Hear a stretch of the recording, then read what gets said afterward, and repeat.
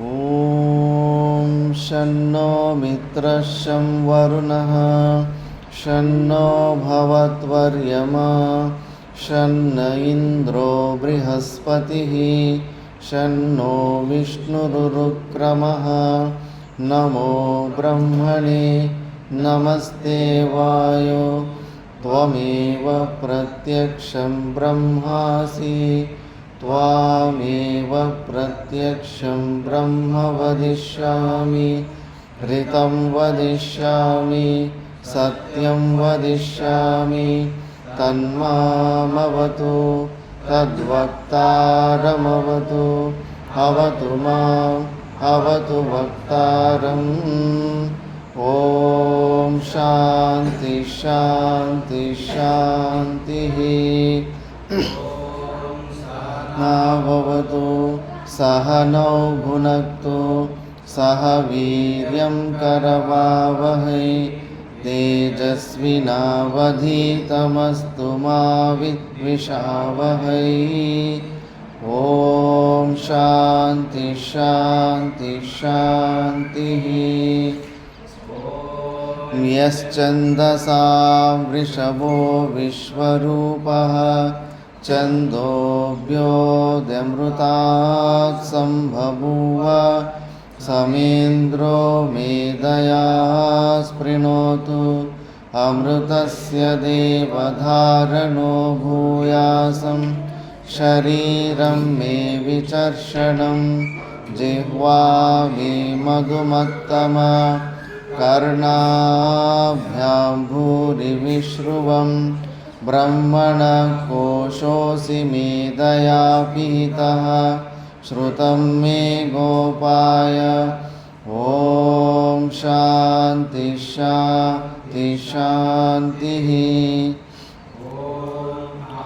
वृक्षस्य रेरिव कीर्तिपृष्ठं गिरेरिव ऊर्ध्वपवित्रो वाजिनीव स्वमृतमस्मि द्रविणगुंसवर्चसं सुमेधा अमृतोक्षितः इति त्रिशङ्कोर्वेदानुवचनम् ॐ शान्ति शान्ति शान्तिः मदः पूर्णमिदं पूर्णात् पूर्णमुदच्यते पूर्णस्य पूर्णमादाय पूर्णमेवावशिष्यते ॐ शान्ति शान्ति शान्तिः आप्यायन्तु ममाङ्गानि वाक्प्राणश्चक्षुः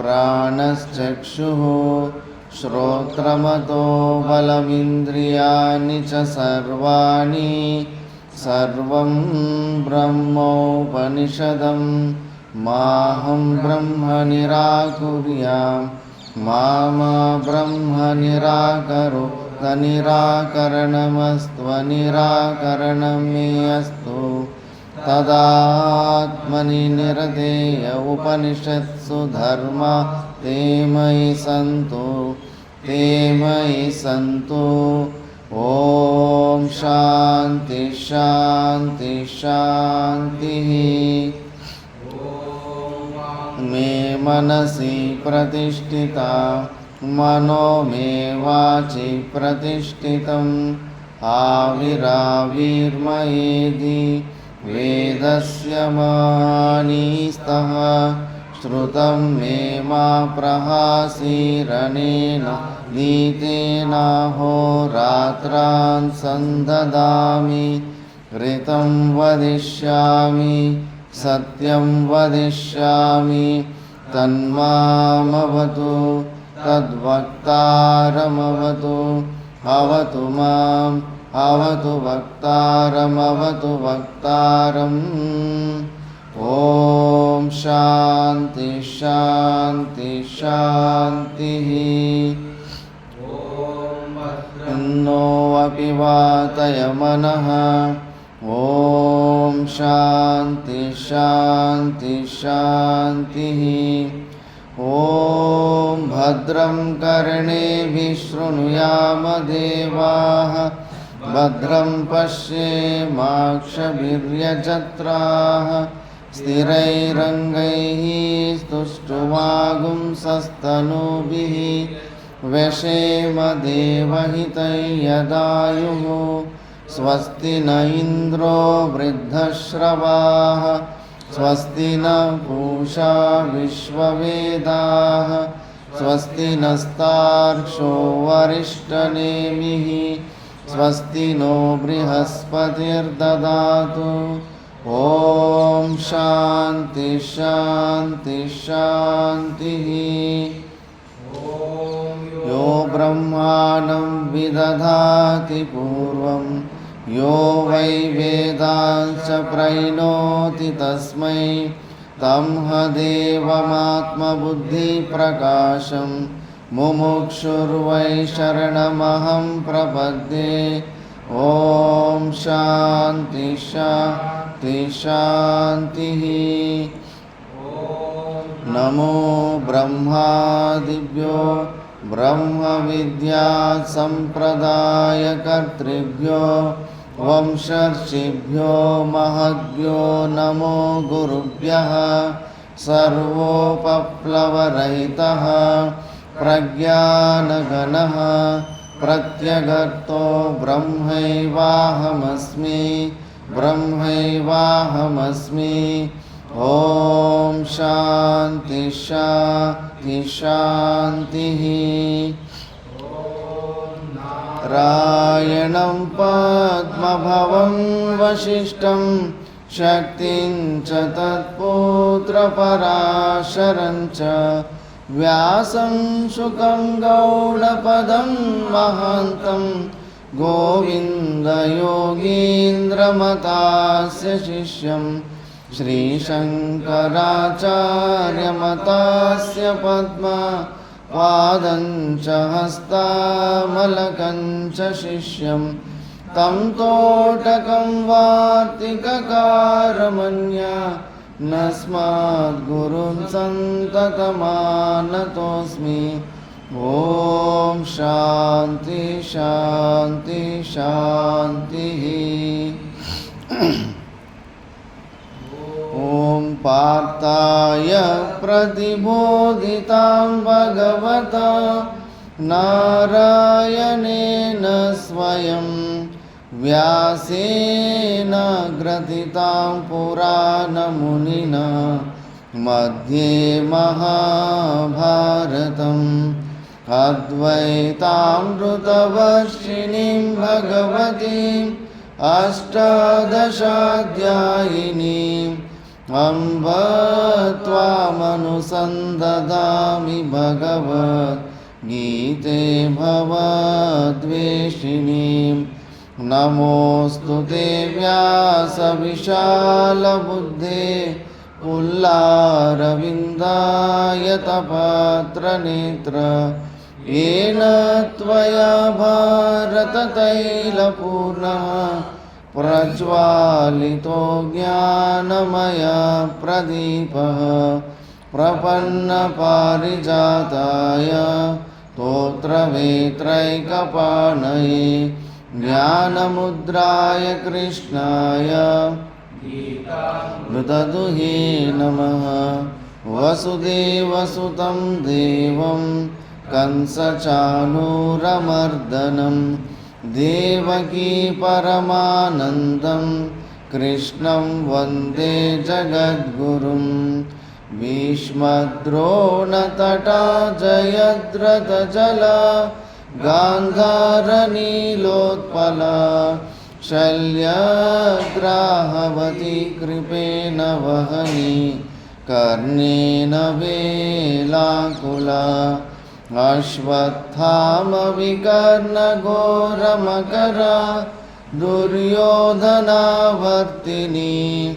सोत्तीर्णा खलु पाण्डवैरननदी कैवर्तकः केशवः।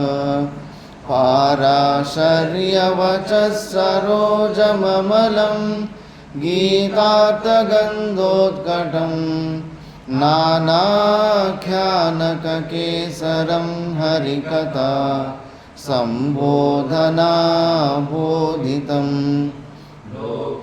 ಸಜ್ಜನ ಷಟ್ಪದೈರಹರಃ ಪೀಯಮಾನಂ ಮುದಾ ಭೂಯಾದ್ ಭಾರತ ಪಂಕಜಂ ಕಲಿಮಲ ಪ್ರಧ್ವಂಸಿನಾ ಶ್ರೇಯಸೇ ಮೂಕಂ ಕರೋತಿ ವಾಚಾಲಂ ಪಂಗುಂ ಲಂಘಯತೆ ಗಿರಿಂ ಯತ್ಕೃಪಾತಮಹಂ ವಂದೇ ಪರಮಾನಂದಮಾಧವಂ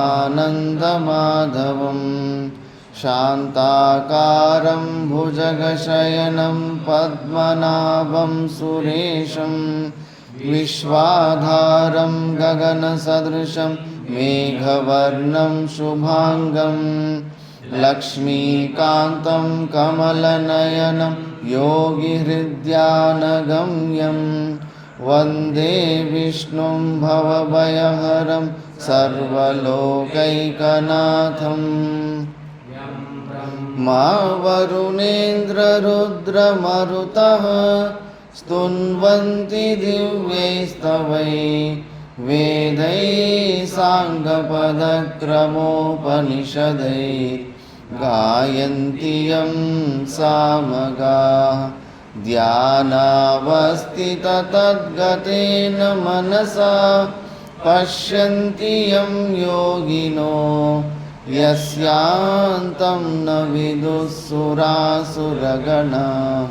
ದೇವಾಯ ತಸ್ಮೈ ನಮಃ ದೇವಾಯ ತಸ್ಮೈ ನಮಃ ಓಂ ಶಾಂತಿ ಶಾಂತಿ ಶಾಂತಿ ಓಂ ನಾರಾಯಣಃ ಪರೋ ವ್ಯಕ್ತಾತ್ ಅಂಡಮವ್ಯಕ್ತಸಂಭವಂ ಅಂಡಸ್ಯಾಂತಸ್ತ್ವಿಮೇ ಲೋಕಾಃ ಸಪ್ತದ್ವೀಪಾ ಚ ಮೇದಿನಿ ಓಂ ಶಾಂತಿ ಶಾಂತಿ ಶಾಂತಿ. ನಾವು 2ನೇ ಅಧ್ಯಾಯ ಸಾಂಖ್ಯಯೋಗದ ಬಗ್ಗೆ ವಿಚಾರ ಮಾಡ್ತಿದ್ವಿ. 46ನೇ ಶ್ಲೋಕ ತನಕ ವಿಚಾರ ಮಾಡಿದ್ದೀವಿ. 46ನೇ ಶ್ಲೋಕದ ಭಾಷ್ಯ ವಿಚಾರ ಮಾಡಬೇಕು. ಪೂರ್ವಪಕ್ಷಿ ಪ್ರಶ್ನೆ ಕೇಳಿದ್ದ, ನನಗೆ ಏನೂ ಇಚ್ಛೆನೇ ಇಲ್ಲ, ಯಾವ ಪ್ರಯೋಜನವೂ ಯಾವ ಫಲದ ಬಗ್ಗೆನೂ ನನಗೆ ಅಪೇಕ್ಷೆನೇ ಇಲ್ಲ, ಆದರೆ ನೀನು ಪರಮಾತ್ಮ ನಿಷ್ಕಾಮ ಭಾವದಿಂದ ಕರ್ಮಯೋಗ ಮಾಡು ಅಂತ. ಅಂದರೆ ಸ್ಯಾಲ್ರಿ ಸಂಬಳ ತಗೋಬೇಡ, ಕೆಲಸ ಮಾಡು ಅಂತ ಹೇಳ್ತಿದೀಯ. ನನಗೆ ಈ ಪ್ರಪಂಚದಲ್ಲಾಗಲಿ ಸ್ವರ್ಗಲೋಕದಲ್ಲಾಗಲಿ ಎಲ್ಲೂ ಏನೂ ನನಗೆ ಇಚ್ಛೆನೇ ಇಲ್ಲ, ಸಾಕಾಗ್ಬಿಟ್ಟಿದೆ. ಇನ್ನು ಮೋಕ್ಷ ಹೊಂದ್ಬಿಟ್ಟು ಜನ್ಮ ಮರಣ ಚಕ್ರಗಳಿಂದ ವಿಮುಕ್ತಿಯನ್ನು ಹೊಂದಬೇಕಂತ ನಾನು ಬಂದಿದ್ದೀನಿ. ಮತ್ತು ನನಗೇನು ಪ್ರಯೋಜನವೇ ಇಲ್ಲ, ಯಾವುದರಲ್ಲೂ ಎಲ್ಲೂ ಪ್ರಯೋಜನವೇ ಕಾಣಿಸ್ತಾ ಇಲ್ಲ ಅಂದಾಗ ನನ್ನ ಕೈಯಲ್ಲಿ ಬಲವಂತವಾಗಿ ನಿಷ್ಕಾಮ ಕರ್ಮಯೋಗ ಯಾಕೆ ಮಾಡಿಸ್ತಾ ಇದೀಯ ಅಂತ ಪೂರ್ವಪಕ್ಷಿ ಡೌಟ್ ಕೇಳ್ತಾನೆ. ಇಲ್ಲ ಇಲ್ಲ, ನೀನು ವಿಚಾರ ಮಾಡ್ತಾ ಇಲ್ಲ. ಎಲ್ಲದಕ್ಕಿಂತನೂ ದೊಡ್ಡ ಪ್ರಯೋಜನ ಇದೆ. ಸಾಮಾನ್ಯ ವ್ಯಕ್ತಿಗಳಿಗೆ ಸ್ವರ್ಗ ಬೇಕು ಅಂದ್ಕೊಳ್ಳೋನು, ಮತ್ತು ಈ ಲೋಕದಲ್ಲಿ ದುಡ್ಡು ಸಂಪತ್ತು ಒಳ್ಳೆಯ ಸುಖ ಬೇಕು ಅಂದ್ಕೊಳ್ಳೋನು, ಅವ್ರದ್ದೆಲ್ಲ ಸಣ್ಣ ಸಣ್ಣ ಪ್ರಯೋಜನ. ನೀನು ಎಂಥ ದೊಡ್ಡ ಪ್ರಯೋಜನಕ್ಕೆ ಹೆಸರಾಕಿದೆ ಅಂದರೆ ದೊಡ್ಡ ಪ್ರಯೋಜನ, ಆತ್ಯಂತಿಕ ದುಃಖ ನಿವೃತ್ತಿ, ಪರಮಾನಂದ ಪ್ರಾಪ್ತಿ ಅಂತ. ಇಷ್ಟು ದೊಡ್ಡ ಪ್ರಯೋಜನಕ್ಕೆ ನೀನು ಕಣ್ಣಾಕಿದೀಯಾ. ಮತ್ತು ಸಣ್ಣ ಸಣ್ಣ ಪ್ರಯೋಜನಗಳಿಗೆ ಬೆಳಗ್ಗೆಯಿಂದ ಸಾಯಂಕಾಲ ತನಕ ಬೆವರು ಸುರಿಸ್ಕೊಂಡು ಅಷ್ಟೊಂದೆಲ್ಲ ಮಾಡಬೇಕಾಗುತ್ತೆ. ಇಷ್ಟೊಂದು ದೊಡ್ಡ ಟಾರ್ಗೆಟ್ ಇಟ್ಕೊಂಡಿದೀಯಾ, ತುಂಬ ದೊಡ್ಡ ಮಹತ್ತರವಾದ ಪ್ರಯೋಜನ ಇದೆ. ಪ್ರಯೋಜನವೇ ಇಲ್ಲ ಅಂತೇಳಿ ನೀನು ವಿಚಾರ ಮಾಡ್ತಾ ಇಲ್ಲ ಅಷ್ಟೇ. ಅಷ್ಟು ದೊಡ್ಡ ಪ್ರಯೋಜನ ಸಲುವಾಗಿ ನೀನು ಸಂಬಳ ಇಲ್ಲದೆ ಇರೋ ಉದ್ಯೋಗ ಮಾಡ್ದಂಗೆ ಫಸ್ಟ್ ನೀನು ನಿಷ್ಕಾಮ ಕರ್ಮಯೋಗ ಮಾಡು. ಫಲದ ಅಪೇಕ್ಷೆಯನ್ನು ಬಿಟ್ಟು ಕೇವಲ ಪರಮಾತ್ಮನ ಡ್ಯೂಟಿ ಹೇಳಿದಾನೆ ಮಾಡಬೇಕಂದ್ರೆ ಮಾಡಬೇಕಷ್ಟೆ. ಎಷ್ಟೋ ಸತಿ ಹೇಳಿದ್ದೀನಿ, ಸಣ್ಣ ಪುಟ್ಟ ಕೆಲಸಗಳಲ್ಲಿ ತಾಯಿ ಆಗಲಿ ತಂದೆ ಆಗಲಿ ಸಣ್ಣ ವಯಸ್ಸಿನಲ್ಲಿ ಹೋಗೋ ಅಡುಗೆ ಮನೆಗೆ ಹೋಗಿ ಆ ಬಟ್ಲು ತೊಗೊಂಬಾರ ಅಂದ್ರೆ ಅಷ್ಟೇ, ಹೋಗೋದು ತೊಗೊಂಬರೋದು ಕೊಡೋದಷ್ಟೇ. ಆ ಕೆಲಸ ಮಾಡಿದ್ರೆ ನನಗೇನು ಪ್ರಯೋಜನ, ಆ ಬಟ್ಲು ಕೊಡೋದ್ರಿಂದ ನನಗೇನು ಪ್ರಯೋಜನ ಅಂತ ಜಾಸ್ತಿ ಕ್ಯಾಲ್ಕುಲೇಷನ್ ಇರಲ್ಲ. ಜಸ್ಟ್ ಅವ್ರು ಹೇಳಿದ್ರು ನಾನು ಮಾಡಬೇಕಷ್ಟೆ. ಇವಾಗ ಕೂಡ ಅಷ್ಟೇ, ನಿಷ್ಕಾಮ ಕರ್ಮಯೋಗ ಪರಮಾತ್ಮ ಹೇಳಿದಾನೆ ನಾನು ಮಾಡಬೇಕಷ್ಟೆ. ರಿಸಲ್ಟ್ ಬಗ್ಗೆ ನಾವು ಇದಿಟ್ಕೋಬಾರ್ದು. ಎಷ್ಟೋ ಸತಿ ಅಲ್ಲಿ ಮಾತಾ ಮಾಣಿಕೇಶ್ವರ ಮತ್ತು ಹೊಲ ಗದ್ದೆಯಲ್ಲಿ ಬೆಳೆ ಹಾಕ್ತಾಯಿದ್ರಂತೆ. ಬೆಳೆ ಹಾಕ್ತಾಯಿದ್ರೆ ಒಂದೊಂದು ಸತಿ ಮಾಡಿದ ಕಷ್ಟ ಕೂಡ ಸಿಗೋದಿಲ್ಲ. ಅಯ್ಯೋ ಮಾಡಿದ್ದ ಕಷ್ಟ ಎಲ್ಲ ವ್ಯರ್ಥ ಆಗೋಯ್ತಲ್ಲಮ್ಮ ಅಂದರೆ ಇಲ್ಲ ಕಣೋ, ಯಾವತ್ತಿಗೂ ವ್ಯರ್ಥ ಆಗಲ್ಲ. ನಿನಗೆ ಇಲ್ಲಿ ಭೂಲೋಕದಲ್ಲಿ ನಿನಗದು ಅದ್ರ ರಿಸಲ್ಟು ಬೆಳೆಗೆ ರೇಟ್ ಸಿಕ್ಕಿಲ್ಲ ಅಂತ ನಿನಗೆ ವೇಸ್ಟ್ ಅನ್ನಿಸ್ತಾ ಇರ್ಬೋದು. ಬಟ್ ನೀನು ಪರಿಶ್ರಮ ಮಾಡಿದೀಯ, ಆ ಪರಿಶ್ರಮ ಅದ್ರ ಫಲ ಯಾವತ್ತೂ ಇನ್ನೊಂದು ಸತಿ ಕೊಟ್ಟೇ ಕೊಡುತ್ತೆ. ನೀನು ಈ ಪೃಥ್ವಿಯಲ್ಲಿ ಏನೆಲ್ಲ ಪರಿಶ್ರಮ ಮಾಡಿರ್ತೀವಿ, ಈ ಬೆಳೆಯಲ್ಲಿ ನಿನಗೆ ಸಿಗದೇ ಇರ್ಬೋದು, ಇನ್ನೊಂದು ಬೆಳೆಯಲ್ಲಿ ನಿನಗೆ ಲಾಟ್ರಿ ಬಂದಂಗೆ ಬಂದೇ ಬರುತ್ತೆ. ಯಾವುದೇ ಆಗಲಿ ಪರಿಶ್ರಮ ನಾವು ಮಾಡ್ತೀವೋ ಅದು ವ್ಯರ್ಥವಾಗಿ ಹೋಗೋದಕ್ಕೆ ಸಾಧ್ಯವೇ ಇಲ್ಲ. ಅದರ ಫಲ ನಮಗೇ ಬಂದು ನಮ್ಮ ಅಕೌಂಟಿಗೆ ಬೇಡ ಅಂದರೂ ಕೂಡ ನಾವು ಟ್ರಾನ್ಸ್ಫರ್ ಮಾಡೋಕ್ಕಾಗಲ್ಲ, ನಮ್ಮ ಅಕೌಂಟಿಗೆ ಬಂದು ಬೀಳುತ್ತೆ. ಅಷ್ಟು ಪಕ್ಕ ಇದೆ ಕರ್ಮಸಿದ್ಧ ಅಂತ. ಆದ್ದರಿಂದ ನೀನು ಆ ಫಲದ ಅಪೇಕ್ಷೆಯನ್ನು ಬಿಟ್ಬಿಟ್ಟು ಡ್ಯೂಟಿ ಓರಿಯೆಂಟೆಡ್ ಆಗಿ ಸೇವೆ ಮಾಡೋದನ್ನು ಕಲಿ ನೀನು.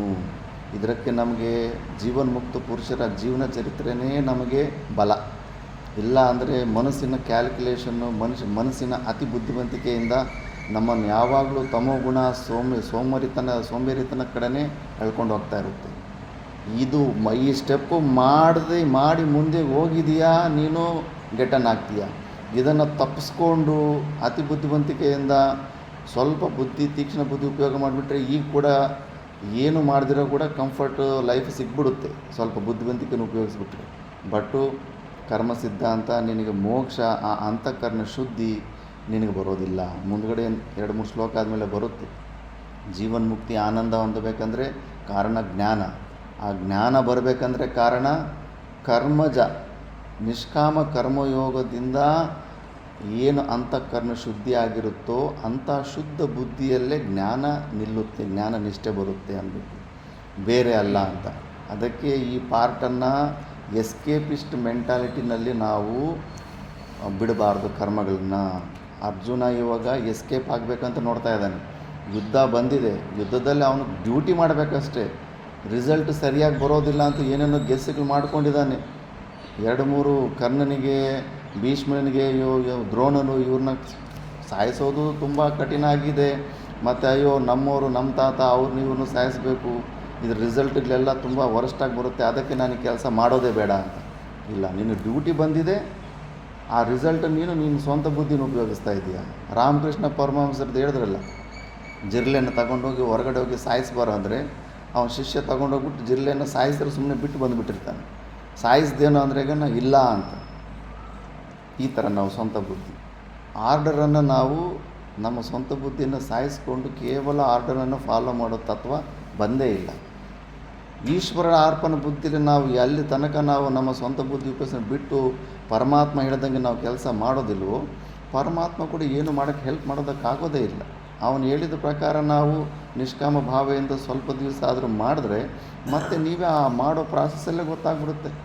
ಇನ್ನು ಮುಂಚೆ ಇನ್ನೂ ಕ್ಲಾರಿಟಿ ಕೊಡ್ತಾನೆ. ಅದನ್ನೇ ಈಗ ನೆನ್ನೆ ಉಚ್ಚಾರಣೆ ಮಾಡಿದ್ದೀವಿ ಭಾಷ್ಯದಲ್ಲಿ. ಯಥಾ ಲೋಕೆ ಕೂಪ ತಡಾಗಾದಿ ಅನೇಕಸ್ಮಿನ್ ಉದಪಾನೆ ಪರಿಚಿನ್ನೋದಕ್ಕೆ ಯಾವತ್ ಪರಿಮಾಣಂ ಸ್ನಾನಪಾನಾದಿ ಅರ್ಥಃ ಫಲಂ ಪ್ರಯೋಜನಂ ಸಹ ಸರ್ವ ಅರ್ಥಃ ಸರ್ವತಃ ಸಂಪ್ಲುತೋದಕ್ಕೆ ತಾವಾನೇವ ಸಂಪದ್ಯತೆ ತತ್ರ ಅಂತರ್ಭವತಿ ಇತ್ಯರ್ಥಃ.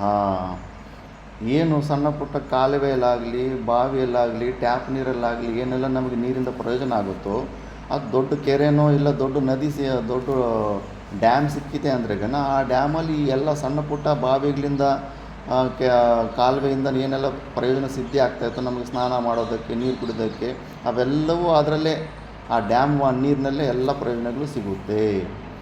ಅದೇ ಥರ ನೀನು ಪ್ರಯೋಜನಗಳು ಬಗ್ಗೆ ಯೋಚನೆ ಮಾಡ್ತಿದ್ದೆ.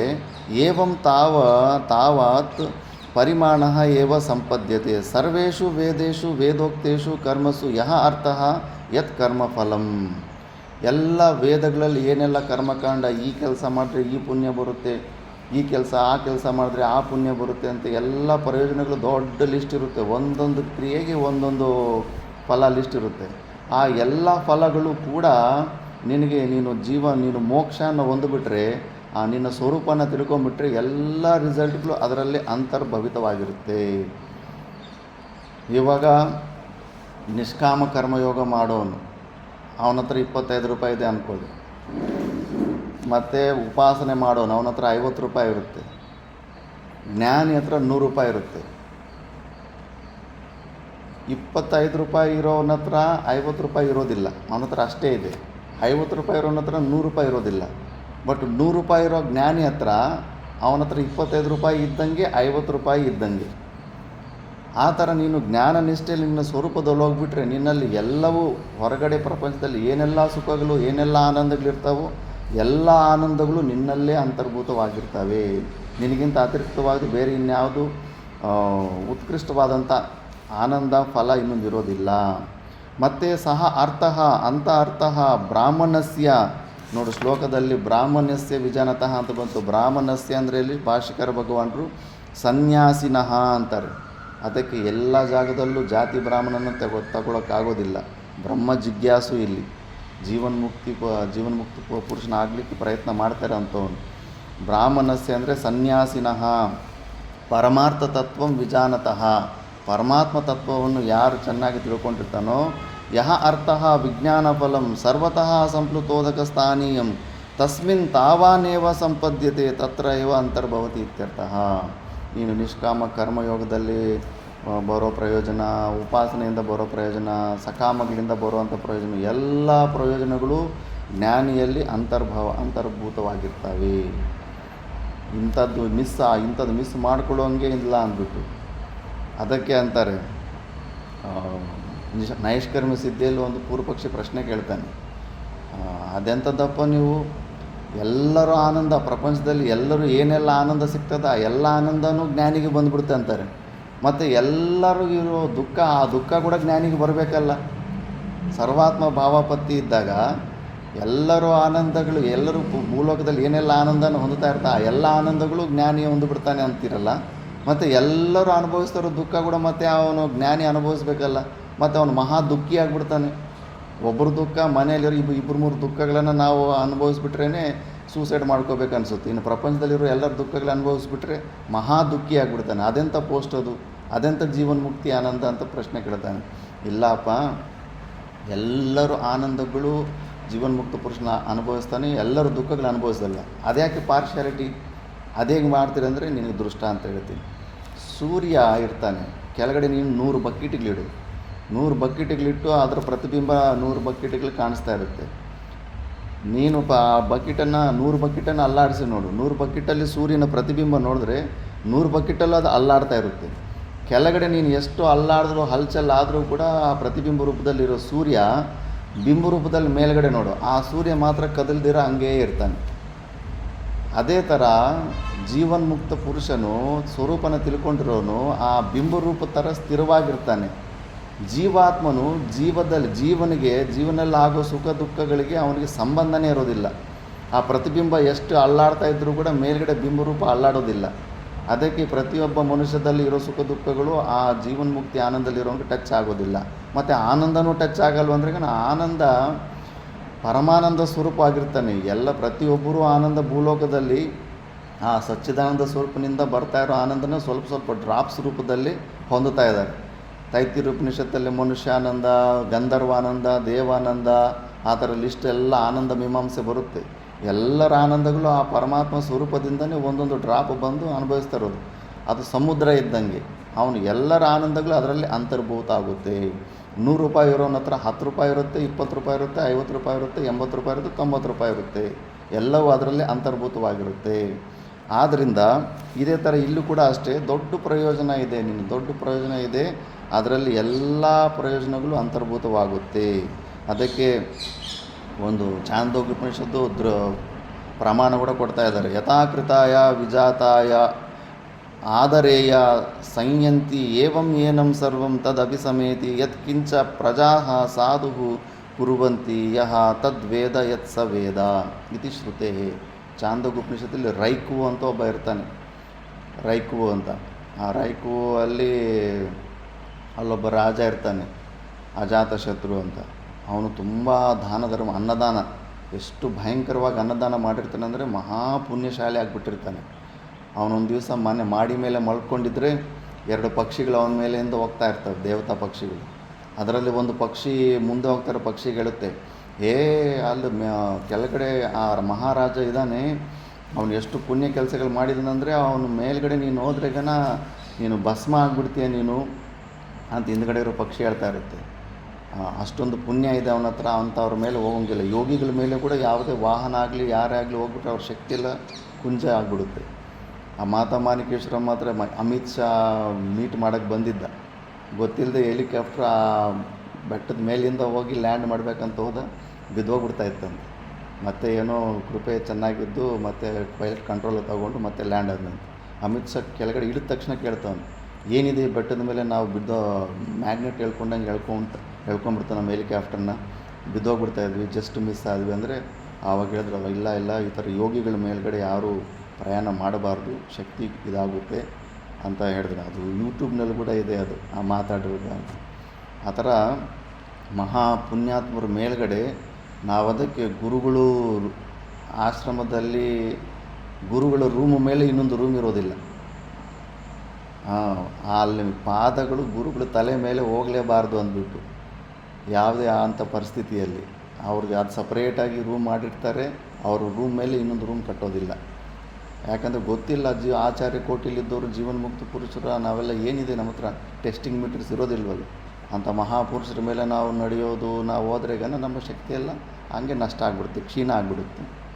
ಆದ್ದರಿಂದ ಅಲ್ಲಿ ರೈಕು ಆವಾಗ ಇನ್ನೊಂದು ಹಿಂದ್ಗಡೆ ಇರೋ ಪಕ್ಷಿ ಹೇಳುತ್ತೆ ರಾಜನಿಗೆ, ಓ ಇವನೇನು ದೊಡ್ಡ ಪುಣ್ಯಾತ್ಮ, ಅಲ್ಲಿ ರೈಕು ಅಂತ ಇದ್ದಾನೆ, ಅವನು ಪುಣ್ಯದ ಮುಂದೆ ಇವಂದೇನು ಪುಣ್ಯ ಏನು ಅಷ್ಟೊಂದಿಲ್ಲ ಬಿಡು ಅಂತ ಅದು ಸಮಾಧಾನ ಇಡುತ್ತೆ.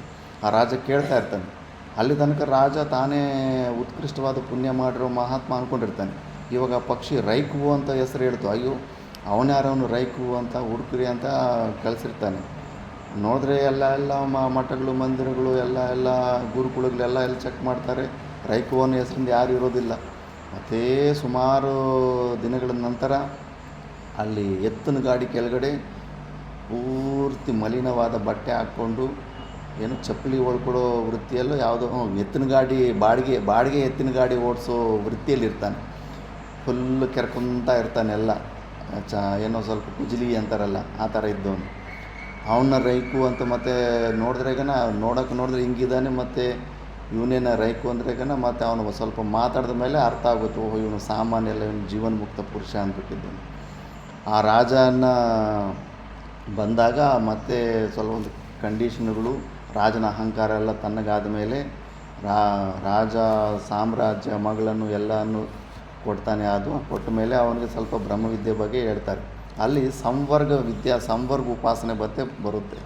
ಹೇಳಿದ್ರೆ 3 ಪ್ರಕಾರದ ಭಕ್ತಿ ಇದೆ ಉಪಾಸನೆ ಅಂದರೆ. ಗುಣಚಿಂತನಂ ಉಪಾಸನ ಅಂತ, ಸಂವರ್ಗ ಉಪಾಸನ, ಪ್ರತೀಕ ಉಪಾಸನ, ಅಹಂಗ್ರಿ ಉಪಾಸನ ಅಂದ್ಬಿಟ್ಟು.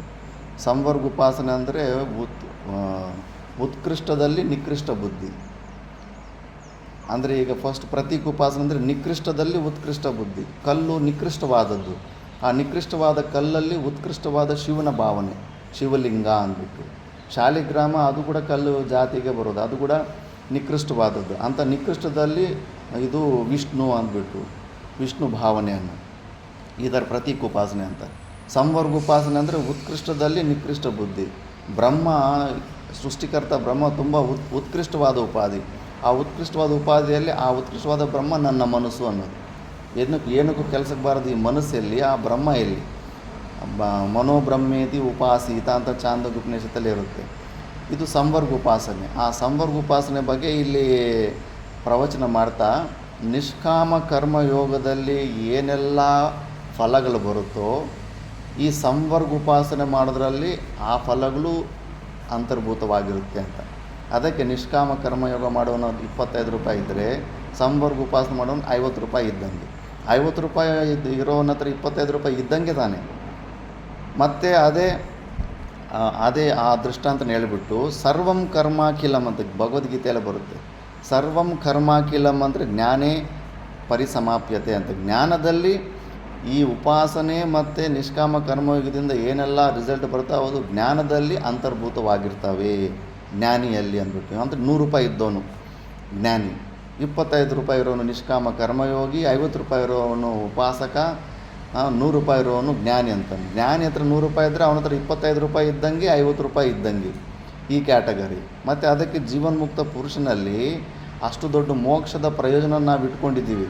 ಅಷ್ಟು ದೊಡ್ಡ ಪ್ರಯೋಜನದಲ್ಲಿ ಎಲ್ಲ ಪ್ರಯೋಜನಗಳು ಅದರಲ್ಲಿ ಅಂತರ್ಭೂತವಾಗಿದೆ. ಅದಕ್ಕೆ ನಿನಗೆ ಕೆಲಸ ಮಾಡದೇ ಇರೋದಕ್ಕೆ ಏನು ತಮೋಗುಣ ಅಡ್ಡ ಬಂದಿದೆಯೋ ಆ ತಮೋಗುಣನ ತೆಗೆದುಬಿಟ್ಟು ದೊಡ್ಡ ಪ್ರಯೋಜನಕ್ಕೆ ನೀನು ಟಾರ್ಗೆಟ್ ಇಟ್ಕೊಂಡಿದೆಯಾ, ಅದಕ್ಕಿನ್ನೂ ಹೆಚ್ಚು ಪರಿಶ್ರಮ ಮಾಡಬೇಕು ನೀನು ಅಂದ್ಬಿಟ್ಟು. ಅದಕ್ಕೆ ತಸ್ಮಾತ್ ಪ್ರಾಕ್ ಜ್ಞಾನನಿಷ್ಠ ಅಧಿಕಾರ ಪ್ರಾಪ್ತೇ, ಜ್ಞಾನನಿಷ್ಠೆಗೆ ಅಧಿಕಾರ. ಈಗಿನ್ನೂ ಜ್ಞಾನನಿಷ್ಠೆ ಬಂದಿಲ್ಲ, ಅಂತಃಕರಣ ಶುದ್ಧಿ ಇಲ್ಲ, ಆಭಾಸ ಆಗ್ತಾ ಇದೆ. ಅಂತಃಕರಣ ಶುದ್ಧಿ ಇದ್ದಂಗೆ ನಮ್ಮ ಅಂತಃಕರಣ ಮೋಸ ಮಾಡ್ತಾ ಇದೆ, ಅದಿನ್ನೂ ನಿಷ್ಠೆ ಬಂದಿಲ್ಲ. ಅಲ್ಲಿ ಬರೋ ತನಕ ಕರ್ಮಣಿ ಅಧಿಕೃತೇನ ಕೂಪ ತಡಾಗಾದಿ ಅರ್ಥಸ್ಥಾನೀಯಮಪಿ ಕರ್ಮ ಕರ್ತವ್ಯಂ. ಎಲ್ಲಿ ತನಕ ಜ್ಞಾನಕ್ಕೆ ಅಧಿಕಾರಿತ್ವ ಬರೋದಿಲ್ವೋ, ಅಂತಃಕರಣ ಶುದ್ಧಿ ಬರೋದಿಲ್ವೋ, ಅಲ್ಲಿ ತನಕ ಈ ನಿಷ್ಕಾಮ ಭಾವನೆಯಿಂದ, ಕೂಪ ಅಂದರೆ ಬಾವಿಗಳು, ತಡಗ ಬಾವಿಗಳು ಕಟ್ಟಿಸೋದು, ಕೆರೆಗಳು ಕಟ್ಟಿಸೋದು, ಮರಗಳು ಗಿಡಗಳು ಉಣಿಸೋದು, ಪರೋಪಕಾರ, ನಾನು ನನ್ನದು ಅನ್ನೋ ಜಾಗ ಬಿಟ್ಟು ಎಲ್ಲೆಲ್ಲಿ ನೀನು ಪುಣ್ಯ ಕರ್ಮಗಳು ಮಾಡ್ತೀಯೋ ಅದೇ ನಿನಗೆ ಪುಣ್ಯ ಕೊಡೋದು. ನಿನ್ನ ಮಕ್ಕಳಿಗೆ, ನಿನ್ನ ಹೆಂಡತಿಗೆ ನೀನು ಕರ್ತೃತ್ವ ಭಾವದಲ್ಲಿ ನನ್ನವರು ನಮ್ಮ ಅಂತ ಮಾಡಿದ್ದೆಲ್ಲ ಅಲ್ಲೇ ಅದು ಸ್ವಾರ್ಥಕ್ಕೆ ಇರುತ್ತೆ. ಅದೇ ಕೆಲಸ ನೀನು ಕರ್ತೃತ್ವ ಭೋಕ್ತೃತ್ವವನ್ನು ತೆಗೆದುಬಿಟ್ಟು ಮಾಡಿದರೆ ಅದು ನಿನಗೆ ಅಂತಃಕರಣ ಶುದ್ಧಿಗೆ ಕೆಲಸ ಬರುತ್ತೆ. ಇಲ್ಲ ಅಂದರೆ ಆ ಥರ ಅಹಮ್ಮಮ ಭಾವಗಳು ಇಲ್ಲದೇ ಇರೋ ಜಾಗದಲ್ಲಿ ನೀನು ಏನೆಲ್ಲ ಪರೋಪಕಾರ ಮಾಡಿರ್ತೀಯೋ ಅದೇ ನಿನ್ನ ಅಂತಃಕರಣ ಶುದ್ಧಿಗೆ, ಅದೇ ನಿನಗೆ ಪುಣ್ಯ ಕೊಡುತ್ತೆ. ಅಲ್ಲಿ ತನಕ ಅಂತಃಕರಣ ಶುದ್ಧಿ ತನಕ ನೀನು ಕರ್ಮ ಕರ್ತವ್ಯಂ. ಶಂಕರಾಚಾರ್ಯ ಭಗವಾನ್ ಭಾಷೆದಲ್ಲಿ ಹೇಳ್ತಾ ಇದ್ದಾರೆ, ನೀನು ಮಾಡಲೇಬೇಕು.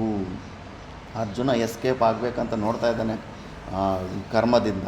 ಹಂಗೆ ನಾವು ಕೂಡ ಅಷ್ಟೇ, ಮುಮುಕ್ಷುಗಳು ಎಸ್ಕೇಪ್ ಆಗೋ ಮೆಂಟಾಲಿಟಿ ಇರಬಾರ್ದು. ಚಾನ್ಸೇ ಇಲ್ಲ, ಎಸ್ಕೇಪ್ ಆಗೋದಕ್ಕೆ ಚಾನ್ಸೇ ಇಲ್ಲ. ಒಬ್ಬರಿಬ್ಬರು ಅಣ್ಣ ತಮ್ಮಂದಿರ್ತ, ಪುರಾಣದಲ್ಲೇ ಬರುತ್ತೆ, ಅಣ್ಣ ತಮ್ಮಂದಿರ್ತಿರಂತೆ. ಅಣ್ಣ ಆದವನು ಇನ್ನು ಪೆತ್ತನ ಬೇಗ ಬಂದುಬಿಟ್ಟಿರುತ್ತೆ, ಏನೂ ಕೆಲಸ ಮಾಡ್ತಾ ಇರೋದಿಲ್ಲ. ಪೆತ್ತನ ಬಂದ್ಬಿಟ್ಟ ಮೇಲೆ ಎಲ್ಲ ತಮ್ಮ ಮಾತ್ರ ಸಿಕ್ಕಾಪಟ್ಟೆ ಬೆಳಗ್ಗೆಯಿಂದ ಸಾಯಂಕಾಲ ತನಕ ಫುಲ್ಲು ಕೆಲಸ ಮಾಡ್ತಾ ಇರ್ತಾನೆ, ನೇಗಿಲು ಹೊಡಿಯೋದು ಎಲ್ಲ, ಹೊಲ ಕೆಲಸ, ಗದ್ದೆ ಕೆಲಸ ಎಲ್ಲ ಅಂತ. ಇನ್ನು ಅಷ್ಟು ತಮ್ಮನ ಪರಿಶ್ರಮನ ಅಷ್ಟೊಂದು ಮಿಸ್ಯೂಸ್ ಮಾಡ್ಕೊಂಡ್ಬಿಟ್ಟಿರ್ತಾನೆ. ಮತ್ತು ಮಧ್ಯದಲ್ಲಿ ಏನೋ ಒಂದು ಅವಾಂತರ ಬಂದುಬಿಟ್ಟಿದ್ದು ಪ್ರಾಣ ಅವನ ಅಣ್ಣ ಕಳ್ಕೊಂಬಿಡ್ತಾನಂತೆ. ಕಳ್ಕೊಂಬಿಟ್ಟ ಮೇಲೆ ಮತ್ತೆ ಒಂದು 2-3 ವರ್ಷ ಆದಮೇಲೆ ಅವ್ರ ಮನೆಯಲ್ಲೇ ಒಂದು ಎತ್ತು ಹುಟ್ಟಿ, ಇನ್ನು ತಮ್ಮನೇ ಇನ್ನು ಮತ್ತೆ ಮನೆಯನ್ನು ನೋಡ್ಕೊಂಡು ಹೋಗ್ತಾ ಇದ್ದಾನೆ. ಇನ್ನು ಅವ್ರ ಅತ್ತಿಗೆ ಅಣ್ಣನ ಹೆಂಡತಿ ಕೂಡ ಹಂಗೆ ಇನ್ನು ವಿಧವೆ ಆಗೇ ಇರ್ತಾಳೆ, ಮನೆಯಲ್ಲೇ ಇರ್ತಾಳೆ. ಆ ಎತ್ತು ದೊಡ್ಡದಾದ ಮೇಲೆ ನೇಗಿಲು ಕಟ್ಟಿದ್ರೆಗನ ಹೋಗಿ ನೇಗಿಲು ಕಟ್ಟಿ ಒಂದು 2-3 ಹೆಜ್ಜೆ ಹಾಕಿ ಮತ್ತೆ ಕೆಳಗಡೆ ಮಲ್ಕೊಂಡ್ಬಿಡ್ತಾ ಇರುತ್ತಂತೆ. ಎಷ್ಟು ಹೊಡೆದ್ರೂ ಕೂಡ ಮತ್ತೆ ಎದ್ದೇಳೋದಿಲ್ವಂತೆ. ಆ ತಮ್ಮ ಸುಸ್ತಾಗೋದಂತೆ. ಏನಿದು, ಎಂಥ ಎತ್ತು, ನೋಡೋಕೆ ನೋಡಿದ್ರೆ ದಂಡ ಪಿಂಡ ಪೃಷ್ಟವಾಗಿದೆ, ಏನು ನಾಟಕ ಮಾಡುತ್ತೆ ಇದು ಇರುತ್ತೆ. ನಾವು ಕೂಡ ನೋಡಿದ್ದೀವಿ ಅಂಥ ಎತ್ತುಗಳು ಬೇಗ ಬೇಕಂತ ಸಡನ್ನಾಗಿ ಮಲ್ಕೊಂಬಿಡೋದು, ಇಲ್ಲ ತಪ್ಪಿಸ್ಕೊಂಡು ಓಡೋಗ್ಬಿಡೋದು. ಆ ಕಾಡಿ ಕತ್ತ ಮೇಲೆ ಹಾಕಿದಾಗ ಭಲೆ ಕಂತ್ರಿ ಇರ್ತವೆ ಕೆಲವೊಂದು, ಮತ್ತು ಅದಕ್ಕೆ ಸರಿಯಾಗಿ ಹೊಡೆದ ಮೇಲೇ ಅದು ದಾರಿಗೆ ಬರ್ತವೆ ಟ್ರೈನಿಂಗ್ ಕೊಡೋ ತನಕ. ಮತ್ತು ಕೆಲವೊಂದು ಒಳ್ಳೆ ಎತ್ತಿರ್ತವೆ, ನೀನು ಸುಮ್ಮನೆ ಅದು ಅದು ನೊಗ ಅಂತಾರಲ್ಲ ಕತ್ತ ಮೇಲೆ ಹಾಕೋದು, ಅದು ಸುಮ್ಮನೆ ಹಿಂಗೆ ಕೈಯಲ್ಲಿ ಇಟ್ಕೊಂಡು ಎತ್ತಿ ತೋರಿಸಿ ಸಾಕು, ಬಂದು ಆರಾಮಾಗಿ ಬಂದು ಕತ್ತು ಒಳಗಡೆ ಇಟ್ಕೊಂಡು. ಕೆಲವೊಂದು ಆದರೂ ನೋಡಿದ್ದೀನಿ, ಆ ಯಜಮಾನ ಇಲ್ಲ ಅಂದರೂ ಕೂಡ 2 ಎತ್ತುಗಳು ಹೋಗ್ಬಿಟ್ಟು ಬಂಡಿ ಹತ್ರ ಹೋಗ್ಬಿಟ್ಟು ಅವೇ ಕತ್ತು ಕೆಳಗಡೆ ಹಾಕ್ಕೊಂಡು ಎತ್ಕೊಂಡು ಮನೆ ತನಕ ಬಂಡಿನ ತೊಗೊಂಬಂದ್ಬಿಡ್ತವೆ. ಅಷ್ಟೊಂದು ಒಳ್ಳೆ ಎತ್ತುಗಳಿರ್ತವೆ. ಅದರಲ್ಲೂ ಒಂದು ಕಂತ್ರಿ ಇರುತ್ತೆ, ಒಂದು ಒಳ್ಳೆ ಎತ್ತುಗಳಿರ್ತವೆ ಸುಮಾರು ಅವೆಲ್ಲ. ಯಾಕಂದರೆ ಪೂರ್ವ ಜನ್ಮದ ಅಭ್ಯಾಸಗಳು, ಸೋಂಬೇರಿತನಕ್ಕೆ ಹಂಗೆ ಅಭ್ಯಾಸ ಆಗಿರೋರು ಈ ಜನ್ಮದಲ್ಲಿ ಯಾವ ಜನ್ಮಕ್ಕೆ ಹೋದರೂ ಕೂಡ ಅದೇ ಮೆಂಟಾಲಿಟಿ ಇರುತ್ತೆ. ಕಷ್ಟಪಡಬಾರ್ದು, ಕೇವಲ ಭೋಗ ಅನುಭವಿಸ್ಬೇಕು ಅಂದ್ಬಿಟ್ಟು. ಆವಾಗ ಅದು ತಮ್ಮ ಹೊಡೆದು ಸಾಕಾಗ್ಬಿಟ್ಟು ಅದ್ರ ಕೈಲಿ ಕೆಲಸ ಮಾಡ್ಸೋಕ್ಕಾಗಲಿಲ್ವಂತೆ. ಆ ಅತ್ತಿಗೆ ಹೋಗ್ಬಿಟ್ಟಿದ್ದನ್ನು ಕಿವಿಯಲ್ಲಿ ಏನೋ ಹೇಳಿದಂತೆ, ಆ ಮಲಗಿರೋ ಎತ್ತಿಗೆ ಸಡನ್ನಾಗಿ ಎತ್ತು ಮತ್ತೆ ಅದು ಕೆಲಸ ಮಾಡ್ತಂತೆ. ಅವನು ತಮ್ಮ ಅತ್ತಿಗೆ ಏನು ಹೇಳ್ದೆ ನೀನು, ಇಷ್ಟು ಹೊಡೆದೆ ನಾನು, ಬಾಲ ಕಚ್ಚಿದೆ, ಅದು ಎದ್ದೇಳಿಲ್ಲ, ನೀನು ಏನು ಹೇಳಿದೆ ಅದು ಕೆಲಸ ಮಾಡ್ತಾಯಿದ್ದೆ ಅಂದರೆ, ಅಯ್ಯೋ ಅದು ಯಾರೂ ಅಲ್ಲಪ್ಪ, ನಿಮ್ಮ ಅಣ್ಣನೇ, ನಾನು ಹೋಗಿ ಕಿವಿಲಿ ಹೇಳಿದೆ, ಹೋದ ಜನ್ಮ ಅಂತೂ ಸೋಂಬೇರಿತನ ನೀನು ನಿನ್ನ ತಮ್ಮನ ಪರಿಶ್ರಮನೆಲ್ಲ ತುಂಬ ಮಿಸ್ಯೂಸ್ ಮಾಡ್ಕೊಂಡಿದೀಯ, ಅದಕ್ಕೆ ಅವನು ಋಣ ಅವನಿಗೆ ಬಾಕಿ ಆಗಿಬಿಟ್ಟಿದೆಯಾ. ಪರಮಾತ್ಮ ನಿನಗೆ ಅವಕಾಶ ಕೊಟ್ಟಿದ್ದಾನೆ, ಅವನ ಬಾಕಿಯನ್ನು ಈಗಲಾದರೂ ನೀನು ತೀರಿಸ್ಕೊ, ಇಲ್ಲಾಂದ್ರೆ ಇದಕ್ಕಿಂತ ಹೀನ ಯೋನಿಗೆ ನೀನು ಹೋಗ್ತಿದೆಯಾ ಅಂತ ಹೇಳಿಬಿಟ್ಟು ಬಂದಿರ್ತಂತೆ ಕಿವಿಯಲ್ಲಿ. ಆ ಥರ ಕರ್ಮ ಸಿದ್ಧಾಂತಗಳು. ಅಲ್ಲಿ ಕೂಡ ಮಾತಾ ಮಾಣಿಕೇಶ್ವರರು ಒಂದು ಬ್ರಹ್ಮಚಾರಿ ಸ್ಟೋರಿ ಹೇಳಿದ್ನಲ್ಲ, 15 ವರ್ಷಕ್ಕೆ ಏನೇನೋ ಮಾಡಬಾರ್ದು ಕೆಲಸ ಎಲ್ಲ ಪ್ರಾಣ ಕಳ್ಕೊಂಡ್ರೆ ನೇಗಿಲಿಗೆ ಹಾಕ್ರಿ ಅಂತ, ಆಶ್ರಮಕ್ಕೆ ಋಣಿ ಆಗಿಬಿಟ್ಟಿದ್ದಾನೆ ಅಂದ್ಬಿಟ್ಟು. ಈ ಥರ ಕರ್ಮ ಸಿದ್ಧಾಂತಗಳು ಯಾರು ತಪ್ಪಿಸ್ಕೊಳ್ಳೋಕ್ಕಿಲ್ಲ. ಭಾಷಿಕಾರ ಭಗವಾನರು ಕರ್ಮ ಕರ್ತವ್ಯಂ ಅಂತ ಹೇಳ್ತಾರೆ, ಆರ್ಡ್ರ್ ಮಾಡ್ದಂಗೆ ಹೇಳ್ತಾವ್ರೆ, ಮಾಡಲೇಬೇಕು ಅಂತ.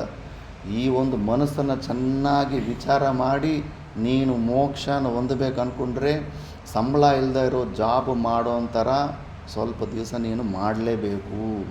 ಎಕ್ಸ್ಪೆಕ್ಟೇಷನ್ ಇಲ್ದಿರ ತುಂಬ ಪರಿಶ್ರಮ. ಮೋಕ್ಷ ಅಂದರೆ ಏನೋ ಬಿಸ್ಕೆಟ್ ಸಿಕ್ದಂಗೆ ಸಿಗೋದಲ್ಲ ಇದು. ಅಷ್ಟು ಇಷ್ಟು ಪರಿಶ್ರಮ ಅಲ್ಲ. ಒಂದು 1000 ಜನ ಪರಿಶ್ರಮ ಮಾಡಿದ್ರೆ ಎಷ್ಟು ಪರಿಶ್ರಮ ಇರಬೇಕು, ಅಷ್ಟು ಪರಿಶ್ರಮ ನೀನು ಮಾಡೋದಕ್ಕೆ ರೆಡಿ ಆದಾಗ ಆವಾಗ ನಿನಗೆ ಅಂಥ ಯೋಗ್ಯವಾದಂಥ ಅಂತಃಕರಣ ಶುದ್ಧಿ ಸಿಕ್ಕಿ ಆವಾಗ ನೋಡು ಜ್ಞಾನ ಒಂದು ಕ್ಷಣನೇ ಅಷ್ಟೇ. ಇನ್ನೂ ಸ್ಟೋರಿಗಳು ಹೇಳ್ತೀನಿ ಅಂಥ ಜೀವನ್ಮುಕ್ತ ಪುರುಷರು. ಅಂಥ ಜೀವನ್ಮುಕ್ತ ಪುರುಷರಲ್ಲಿ ಈ ನಿಷ್ಕಾಮ ಸೇವೆ ಮಾಡೋ ಚರಿತ್ರೆ ಹೆಚ್ಚಿದ್ದು, ಉಪದೇಶದ ಚರಿತ್ರೆ ತುಂಬ ಕಡಿಮೆ ಸಮಯ ಇರುತ್ತೆ. ಟಕ್ ಅಂತ ಆಗೋಗಿರುತ್ತೆ ಕೆಲಸ. ಅದು ಆ ಯೋಗ್ಯತೆ ಇಲ್ಲ ಅಂದರೆ ಎಷ್ಟು ಸ್ವಾಧ್ಯಾಯ ಮಾಡಿದ್ರೆ ಏನು, ಎಷ್ಟು ಶಬ್ದಗಳು ಓದ್ತಾ ಇದ್ದರೆ ಏನು ಪ್ರಯೋಜನ ಇಲ್ಲ, ಟೈಮ್ ಪಾಸ್ ಆಗ್ತಾ ಇರುತ್ತೆ ಅಷ್ಟೇ ಅದು.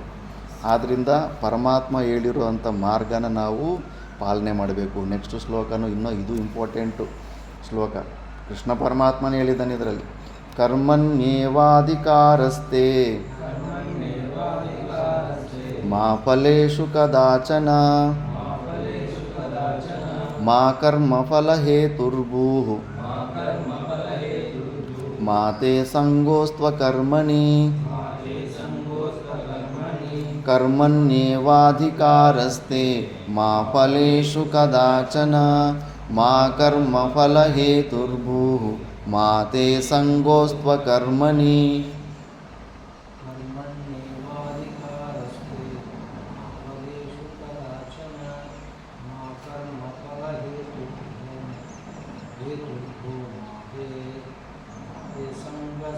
ಸಂಗೋಸ್ತ್ವ ಕರ್ಮಣಿ.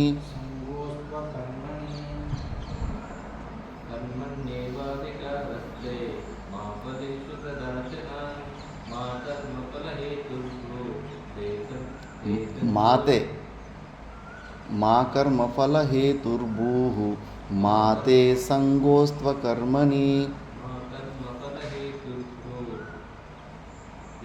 ಮಾತೆ ಮಾತೆ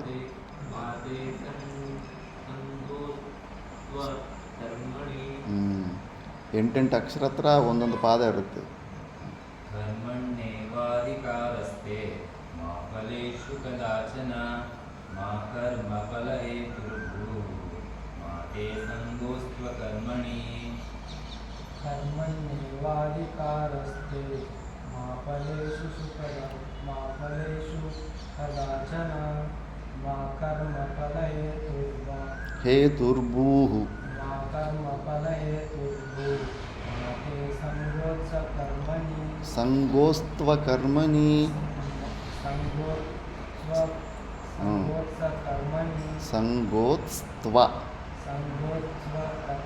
ಕರ್ಮಣಿ.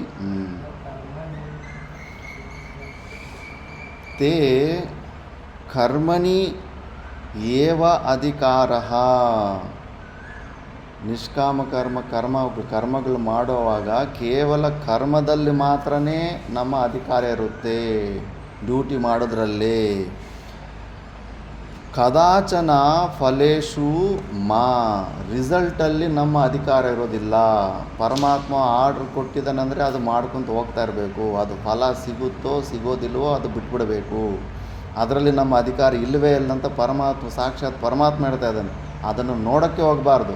ಈ ಸಮಯಕ್ಕೆ ನನಗೆ ನನ್ನ ಪಾಲಿಗೆ ಈ ಕರ್ತವ್ಯ ಬಂದಿದೆ, ಮಾಡ್ಕೊಂಡು ಹೋಗ್ತಾ ಇರಬೇಕು. ಮಾಡಿದ್ರೆ ಒಳ್ಳೆ ರಿಸಲ್ಟ್ ಬರುತ್ತಾ ಕೆಟ್ಟ ರಿಸಲ್ಟ್ ಬರುತ್ತಾ ಅಲ್ಲ, ಕರ್ತವ್ಯ ಮುಖ್ಯ ಆಗಿರುತ್ತೆ ಅಲ್ಲಿ ಆ ಥರ. ಮತ್ತು ಕರ್ಮಫಲ ಹೇತುರ್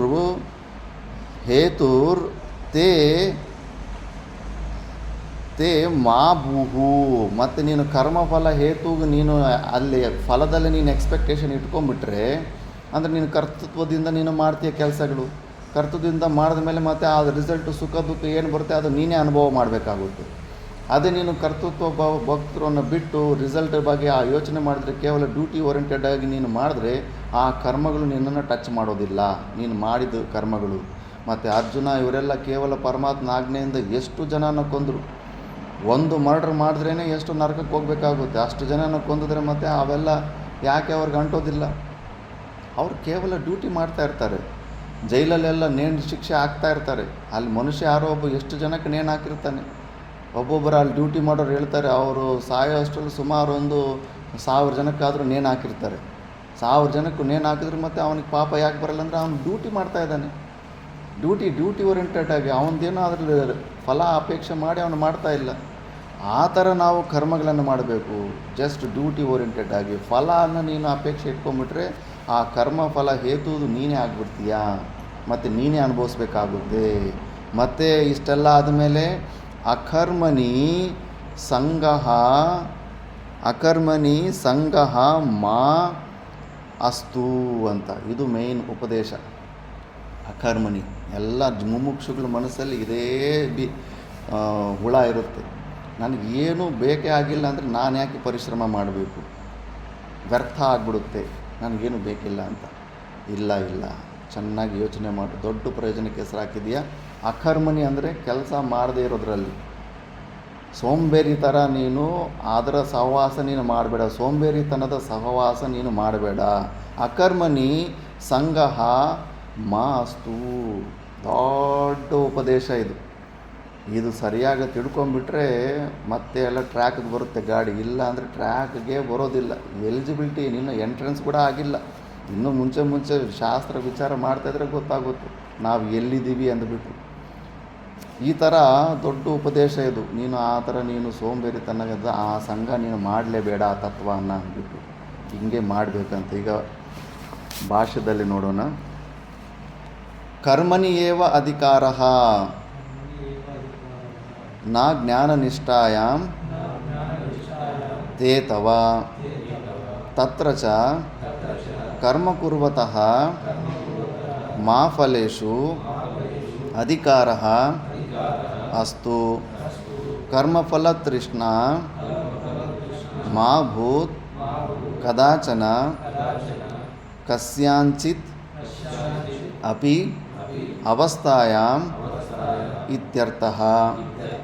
ಯದಾ ಕರ್ಮಫಲೆ ತೃಷ್ಣಾ ತೇ ಸ್ಯಾತ್ ತದಾ ಕರ್ಮಫಲಪ್ರಾಪ್ತೇಃ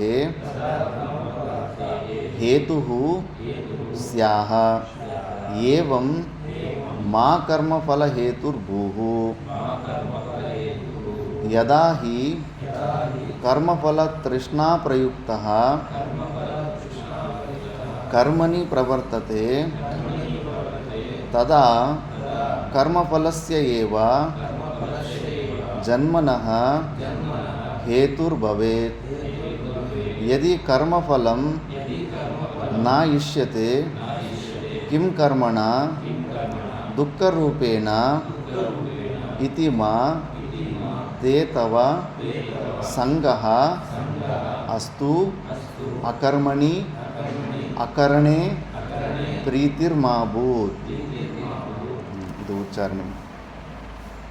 कर्मणि एव अधिकारे न ज्ञाननिष्ठायां ते तव तत्र च कर्म कुर्वतो मा फलेषु अधिकारः अस्तु. कर्मफलतृष्णा मा भूत् कदाचन कस्यांचित्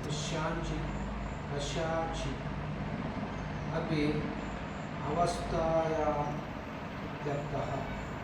यदा कर्मफले तृष्णा ते तथा तत् स्यात् तदा कर्मफलप्राप्ते हेतुः स्यात्. एव मा कर्मफलेषु भूत्. यदा हि कर्मफलतृष्णा प्रयुक्तः कर्मणि प्रवर्तते तदा कर्मफलस्य एव जन्मनो हेतुः भवेत्. यदि कर्मफलं न इष्यते किं कर्मणा दुःखरूपेण इति माते तव संगाः अस्तु. अकर्मणि अकरणे प्रीतिः मा भूत्. कर्मणि एव अधिकारो न ज्ञाननिष्ठायां ते तव तत्र च कर्म कुर्वत मा फलेषु अधिकारः अस्तु. कर्मफलतृष्णा मा भूत् कदाचन कस्याञ्चित् अपि अवस्थायाम् इत्यर्थः यदा कर्मफले तुष्टते स्यात् तदा कर्मफलप्राप्तेः हेतुः सः एव मा कर्मफलहेतुः भूत् यदा हि कर्मफलतुष्टप्रयुक्तः कर्माणि प्रवर्तते तदा कर्मफलस्य एव जन्मनो हेतुः भवेत् हेतुर्भवेत् भवेत् यदि कर्मफलं न इष्यते किं कर्मणः दुःखरूपेण इति मा ते तव संज्ञा अस्तु अकर्मणि अकरणे प्रीतिः मा भूत् कर्मणि एव अधिकारो न ज्ञाननिष्ठायां ते तव तत्र च कर्म कुर्वतो मा फलेषु अधिकारः अस्तु कर्मफलतृष्णा मा भूत् कदाचन कस्याञ्चित् अपि अवस्थायाम् इत्यर्थः यदा कर्मफले तृष्णा ते स्यात् तदा कर्मफलप्राप्तेः हेतुः स्याः एवं मा कर्मफलहेतुः भूः यदा हि कर्मफलतृष्णा प्रयुक्तः कर्मणि प्रवर्तते तदा कर्मफलस्य एव जन्मनो हेतुः भवेत् यदि कर्मफलं न इष्यते किं कर्मणा दुःखरूपेण इति माते तव संगः अस्तु अकर्मणि अकरणे प्रीतिः मा भूत् कर्मणि एव अधिकारः न ज्ञाननिष्ठायां ते तव तत्र च कर्म कुर्वतः मा फलेषु अधिकारः अस्तु कर्मफलतृष्णा मा भूत् कदाचन कस्याञ्चित् अपि अवस्थायाम् इत्यर्थः यदा कर्मफले तृष्णा ते स्यात् तदा कर्मफलप्राप्तेः हेतुः स्यात् एवं मा कर्मफलहेतुः भूः यदा हि कर्मफलतृष्णाप्रयुक्तः कर्मणि प्रवर्तते तदा कर्मफलस्य एव जन्मनो हेतुः भवेत् यदि कर्मफलं न इष्यते किं कर्मणा दुःखरूपेण इति मा ते तव संग अस्तु अकरणे प्रीति मा भूत् ಭಾಷ್ಯಕಾರ ಭಗವಾನರು ಹೇಳ್ತಾ ಇದ್ದಾರೆ ಕರ್ಮಣಿಯೇವ ಅಧಿಕಾರ ನ ಜ್ಞಾನನಿಷ್ಠಾಯಾಮ್ ತೇತವ ಯಾರಿಗೆ ಅರ್ಜುನನು ಎಂಥ ಪರಾಕ್ರಮಿ ಎಂಥ ಇಂದ್ರಿಯ ನಿಗ್ರಹ ಇರುತ್ತಂದರೆ ಸ್ವರ್ಗದಲ್ಲಿ ಇದ್ದಾಗ ಅಪ್ಸರಸೆ ಊರ್ವಶಿ ಅಪ್ಸರಸೆ ಆದವು ನಿನ್ನ ಜೊತೆ ನಾನು ಸಮಾಗಮ ಮಾಡಬೇಕಂದ್ರೆ ಬೇಡ ತಾಯಿ ನೀನು ನಮ್ಮ ಭೂಲೋಕದಲ್ಲಿ ನೀನು ನಮಗೆ ವರಸೆಗೆ ನೀನು ನಮ್ಮ ತಾಯಿಯ ತಾಯಿ ಅಜ್ಜಿ ಸ್ಥಾನದಲ್ಲಿ ಬರ್ತೀಯ ನೀನು ಅಂದುಬಿಟ್ಟು ಅಷ್ಟು ಸ್ವರ್ಗದಲ್ಲಿ ಭೋಗ ಪ್ರಯುಕ್ತವಾದ ಸ್ವರ್ಗದಲ್ಲೂ ಕೂಡ ಇಂದ್ರಿಯನ ಅಷ್ಟು ಕಂಟ್ರೋಲ್ ಮಾಡಿಕೊಂಡಿರುವಂಥ ಅರ್ಜುನ ಇನ್ನೂ ಅವನ ಹೆಸರುಗಳು ಒಂದೊಂದು ಹೆಸರು ವಿವರಣೆ ಮಾಡಿಬಿಟ್ರೆ ಒಂದು ಕ್ವಾಲಿಟಿ ಇಲ್ಲ ಅರ್ಜುನಲ್ಲಿರೋ ಕ್ವಾಲಿಟಿ ನಮ್ಮಲ್ಲಿ ಒಂದು ಕೂಡ ಇರೋದಿಲ್ಲ. ಅಂಥ ಅರ್ಜುನನಿಗೆ ಪರಮಾತ್ಮ ಹೇಳ್ತಾ ಇದ್ದಾನೆ, ನೀನು ಜ್ಞಾನ ನಿಷ್ಠೆಗೆ ನಿನಗೆ ಯೋಗ್ಯತೆ ಇಲ್ಲ ಕಣೋ, ನೀನು ಸನ್ಯಾಸಕ್ಕೆ ನೀನು ಯೋಗ್ಯತೆ ಇಲ್ಲ ಅಂತ, ನೀನು ಕರ್ಮಕ್ಕೆ ನೀನು ಅಧಿಕಾರಿ ನೀನು ಅಂತ. ನೀನು ಯಾಕಂದರೆ ಅರ್ಜುನನಿಗೆ ಅನಿಸ್ತಾ ಇದೆ, ಅಯ್ಯೋ ಈ ಯುದ್ಧ ಮಾಡೋದಕ್ಕಿಂತ ಭಿಕ್ಷೆ ಎತ್ಕೊಂಡು ಜೀವನ ಮಾಡೋದು ಶ್ರೇಷ್ಠ ಅಂತ ಅಂತಾನೆ. 2-3 ಸತಿ ಅಂತಾನೆ ಆ ಕೆಲಸ. ಅವನಿಗೂ ಹಂಗೆ ಅನಿಸ್ತಾ ಇದೆ, ಏನಿದೆ ಭಿಕ್ಷೆ, ಆರಾಮಾಗಿ ಭಿಕ್ಷೆ ಬೇಡ್ಕೊಂಡು ತಿನ್ಕೊಂಡು ಜೀವನ ನಡೆಸ್ಬಿಟ್ರೆ ಸಾಕು ಅಂದ್ಬಿಟ್ಟು. ಇಲ್ಲ, ನೀನು ಅದಕ್ಕೆ ಯೋಗ್ಯನಲ್ಲ, ನೀನು ಆ ಸನ್ಯಾಸ ಮಾರ್ಗಕ್ಕೆ ನೀನು ಯೋಗ್ಯನೇ ಅಲ್ಲ ಅಂತಾನೆ ಅರ್ಜುನ. ಮತ್ತು ಅರ್ಜುನ ಅಂಥ ಇಂದ್ರಿಯ ನಿಗ್ರಹ ಗುಡಾಕೇಶ 2-3 ತಿಂಗಳು ನಿದ್ದೆ ಮಾಡಬಾರ್ದು ಅಂದ್ಕೊಂಡ್ರೆ ಮಾಡೋದಿಲ್ಲ. ನಿದ್ದೆಯನ್ನು ಅಷ್ಟು ಕಂಟ್ರೋಲ್ ಮಾಡ್ತಾನೆ. ಒಂದು ದಿವಸ ನಿದ್ದೆ ಕಂಟ್ರೋಲ್ ಮಾಡಿ ನೋಡಿ. ಈಗ ಅರ್ಜುನದ ಇಂದ್ರಿಯ ಕಂಟ್ರೋಲ್ ಇದ್ದಾಗ ಕೃಷ್ಣನ ತಂಗಿ ಸುಭದ್ರೆ ನೋಡ್ಬಿಟ್ಟು ಯಾಕೆ ನೋಡ್ಕೊಳ್ತಾರೆ ಯಾರು? ಅರ್ಜುನ ಅಲ್ಲ. ಅರ್ಜುನ ಮತ್ತೆ ಅಲ್ಲಿ ವರ್ಷ ಇದೆ ಅಲ್ಲ, ಅಲ್ಲಿ ಸಂಭಾವನೆ ಇದೆ. ಹಾಂ, ಸುಭದ್ರೆ ಅದನ್ನು ಶಾಸ್ತ್ರ ವಿರುದ್ಧವಾದ ಅಲ್ಲವೇ ಅಲ್ಲ, ಶಾಸ್ತ್ರ ಸಮ್ಮತವಾಗಿದೆ. ಅದರಲ್ಲೇನಿದೆ, ಅವರು ಭಾವನ ಮಗಳೇ ಆಗಿರ್ತಾಳೆ. ಅದರಲ್ಲಿ ನೀವು ನಿಗ್ರಹ ಮಾಡಬೇಕಾದ ಅವಶ್ಯಕತೆ ಏನಿರುತ್ತೆ? ಶಾಸ್ತ್ರ ನಿಷಿದ್ಧವಾದದ್ದು ಅಲ್ಲಿ ಸ್ವರ್ಗದಲ್ಲಿ.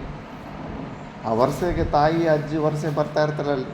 ಅಂಥ ಸಮಯದಲ್ಲಿ ಅಲ್ಲಿ ಎಲ್ಲ ಅವಕಾಶ ಇತ್ತು, ಆಕೆ ಸ್ವಯಂವಾಗಿ ಊರ್ವಶಿ ಬಂದು ಆಫರ್ ಕೊಡ್ತಾ ಇರ್ತಾಳೆ. ಆದರೂ ಕೂಡ ಅವನು ಕಂಟ್ರೋಲ್ ಮಾಡ್ಕೊತಾನೆ ಇಂದ್ರಿಯನ್ನ. ಹಾಂ, ಅದರಲ್ಲಿ ಕಂಟ್ರೋಲ್ ಮಾಡ್ಕೊತಾನೆ. ಇಂದ್ರಿಯ ನಿಗ್ರಹ ಚೆನ್ನಾಗಿರುತ್ತೆ ಅರ್ಜುನಂದು. ಅವರೆಲ್ಲ ನಿಯಮಗಳೆಲ್ಲ ಏನೆಲ್ಲ ಇರುತ್ತೆ, ಒಂದು ಸತಿ ಕೂಡ ಇಂದ್ರಿಯ ಲೋಲುಪತೆ ಅರ್ಜುನಲ್ಲಿ ಕಾಣಿಸೋದಿಲ್ಲ ನಿಮಗೆ. ಮರ್ಯಾದೆಯನ್ನು ಎಲ್ಲೂ ಉಲ್ಲಂಘನೆ ಮಾಡೇ ಇಲ್ಲ, ಅಷ್ಟು ನಿಗ್ರಹ ಇರುತ್ತೆ ಇಂದ್ರಿಯನಿಗೆ. ಏಕಾಗ್ರತೆ ಅಂತೀಯ, ಆ ಪಕ್ಷಿಯನ್ನು ಹೊಡೆಯುವಾಗಲೇ ದ್ರೋಣಾಚಾರ್ಯ ಅಲ್ಲೇ ಗುರುಕುಲದಲ್ಲೇ ಎಲ್ರಿಗೂ ಏನು ಕಾಣಿಸ್ತಾ ಇದೆ ಅಂದರೆ, ಹಾಗೆ ಮರ ಕಾಣಿಸ್ತಾ ಇರುತ್ತೆ. ಯುಧಿಷ್ಠಿರನಿಗೆ ಆದ್ರಿಗೇನೆ ಏನು ಕಾಣಿಸ್ತಾ ಅಂದರೆ, ನೀವು ಕಾಣಿಸ್ತಾ ಇದ್ರೆ ಮರನೂ ಕಾಣಿಸ್ತಾ ಇದೆ, ಪಕ್ಷಿನೂ ಕಾಣಿಸ್ತಾ ಇದೆ ಅಂತಾನೆ. ಅಂದರೆ ಏಕಾಗ್ರತೆ ಇಲ್ಲವೇ ಇಲ್ಲ, ಎಲ್ಲ ಅದು ಇದು ಎಲ್ಲ ಗಲೀಜು ಮೈಂಡಲ್ಲಿ ತುಂಬ್ಕೊಂಡ್ಬಿಟ್ಟಿರ್ತಾನೆ. ಮತ್ತು ಅರ್ಜುನ ಒಬ್ಬನೇ, ನನಗೆ ಏನು ಕಾಣಿಸ್ತಾ ಇಲ್ಲ, ಆ ಪಕ್ಷಿ ಕಣ್ಣು ಬಿಟ್ಟರೆ ಇನ್ನೊಂದು ನನಗೆ ಕಾಣಿಸ್ತಾ ಇಲ್ಲ ಅಂತಾನೆ. ಎಷ್ಟು ಸಿಂಗಲ್ ಫೋಕಸ್ ಮೈಂಡ್ ಇರುತ್ತೆ, ಏಕಾಗ್ರತೆ ಎಷ್ಟು ಅಂತ. ನಾವು ಯಾಕೆ ಸಕ್ಸಸ್ಸು ಜೀವನದಲ್ಲಿ ಉದ್ಧಾರ ಯಾಕೆ ಆಗ್ತಾ ಇಲ್ಲ ಅಂದರೆ, ಆ ಏಕಾಗ್ರತೆ ಇಲ್ಲ ನಮಗೆ. ಅದು ಇದು ಮೈಂಡಲ್ಲಿ ಗಲೀಜು ಡಸ್ಟ್ಬಿನ್ ತುಂಬ್ಕೊಂಡ್ಬಿಟ್ಟಿದ್ವಿ. ಯಾವುದಾದ್ರೂ ಪ್ರೆಸೆಂಟ್ ಕೆಲಸ ಮಾಡ್ತಾ ಇದ್ದಾಗ ಆ ಕೆಲಸದ ಮೇಲೇ ಫೋಕಸ್ ಇರಬೇಕು. ಇಲ್ಲ, ನಮ್ಮ ಮನಸ್ಸು ಅಷ್ಟು ಸೂಕ್ಷ್ಮ ಇಲ್ಲ. ಒಂದಲ್ಲ ಅರ್ಜುನೊಂದು ಕ್ವಾಲಿಟೀಸ್ ಚೆಕ್ ಮಾಡ್ತಾನೆ. ನರ ಋಷಿನೇ ಅವತಾರ ತಗೊಂಡು ಬಂದಿದ್ದಾರೆ. ಮತ್ತು ಅವ್ರ ಕ್ವಾಲಿಟೀಸ್ ಹೆಂಗಿರಬೇಕು ಅಂತ ಅವನಿಗೆ ಕೃಷ್ಣ ಪರಮಾತ್ಮ, ನೀನು ಸನ್ಯಾಸಕ್ಕೆ ಅಧಿಕಾರ ಅಲ್ಲ, ಯು ಆರ್ ಅನ್ಫಿಟ್ ಫಾರ್ ಸನ್ಯಾಸ ಅಂತ. ನಾವೆಲ್ಲ ಅದಕ್ಕೆ ನಮ್ಮ ಸ್ವಾಮೀಜಿಗಳು ಅಂತಿದ್ರು, ನಾವೆಲ್ಲ ಬ್ಯಾಕ್ ಡೋರ್ ಎಂಟ್ರೀಸು. ಲಂಚ ಕೊಟ್ಟು ಹೆಂಗೆ ಉದ್ಯೋಗಗಳು ಸೇರ್ಕೊಂಬಿಟ್ಟಿರ್ತೀವಲ್ಲ, ಆ ಥರ ಕೆಂಪು ಬಟ್ಟೆಗಳು ಹಾಕ್ಕೊಂಡು ಟೈಮ್ ಪಾಸ್ ಮಾಡ್ಕೊತಾ ಇದ್ದೀವಿ ಅಷ್ಟೇ. ಯೋಗ್ಯತೆ ಅಂತೂ ಇಲ್ಲವೇ ಇಲ್ಲ. ಇದು ಸ್ವೀಕಾರ ಆದ್ರೆಗ ಅಟ್ಲೀಸ್ಟು ಸಾಧನೆಗೆ ಅಧಿಕಾರಿತ್ವವನ್ನು ಹೊಂದೋದಕ್ಕಾದರೂ ಪ್ರಯತ್ನಗಳು ಮಾಡ್ಕೊತಾನೆ ಅಂತ ಸ್ವಾಮಿ ವಿಶಾರದಿಂದ ಸ್ವಾಮೀಜಿ ಅಂತಾರೆ. ಅವ್ರನ್ನೂ ಸೇರಿಸ್ಕೊಂಡು ನಾವೆಲ್ಲ ಬ್ಯಾಕ್ ಡೋರ್ ಎಂಟ್ರಿಗಳೇ ಅಂತ. ಯೋಗ್ಯತೆ ಇಲ್ಲ ನಮಗೆ ಸನ್ಯಾಸಕ್ಕೆ. ಆ ಯತಿಧರ್ಮ ಸಂಗ್ರಹ ಅವೆಲ್ಲ ಸನ್ಯಾಸದ ನಿಯಮಗಳೆಲ್ಲ ಓದಿಬಿಟ್ರೆ ಗೊತ್ತಾಗ್ಬಿಡುತ್ತೆ ನಾವು ನಿಜವಾಗ್ಲೂ ಸನ್ಯಾಸಿಗಳೇ ಇಲ್ಲ, ಸನ್ಯಾಸಿಗಳ ಥರ ಡಾಂಬಿಕವಾಗಿ ಬಟ್ಟೆ ಹಾಕ್ಕೊಂಡು ಸುತ್ತಾಡ್ತಾ ಇದ್ದೀವಿ ಅಂದರು. ತುಂಬ ಕಷ್ಟ ಅದು.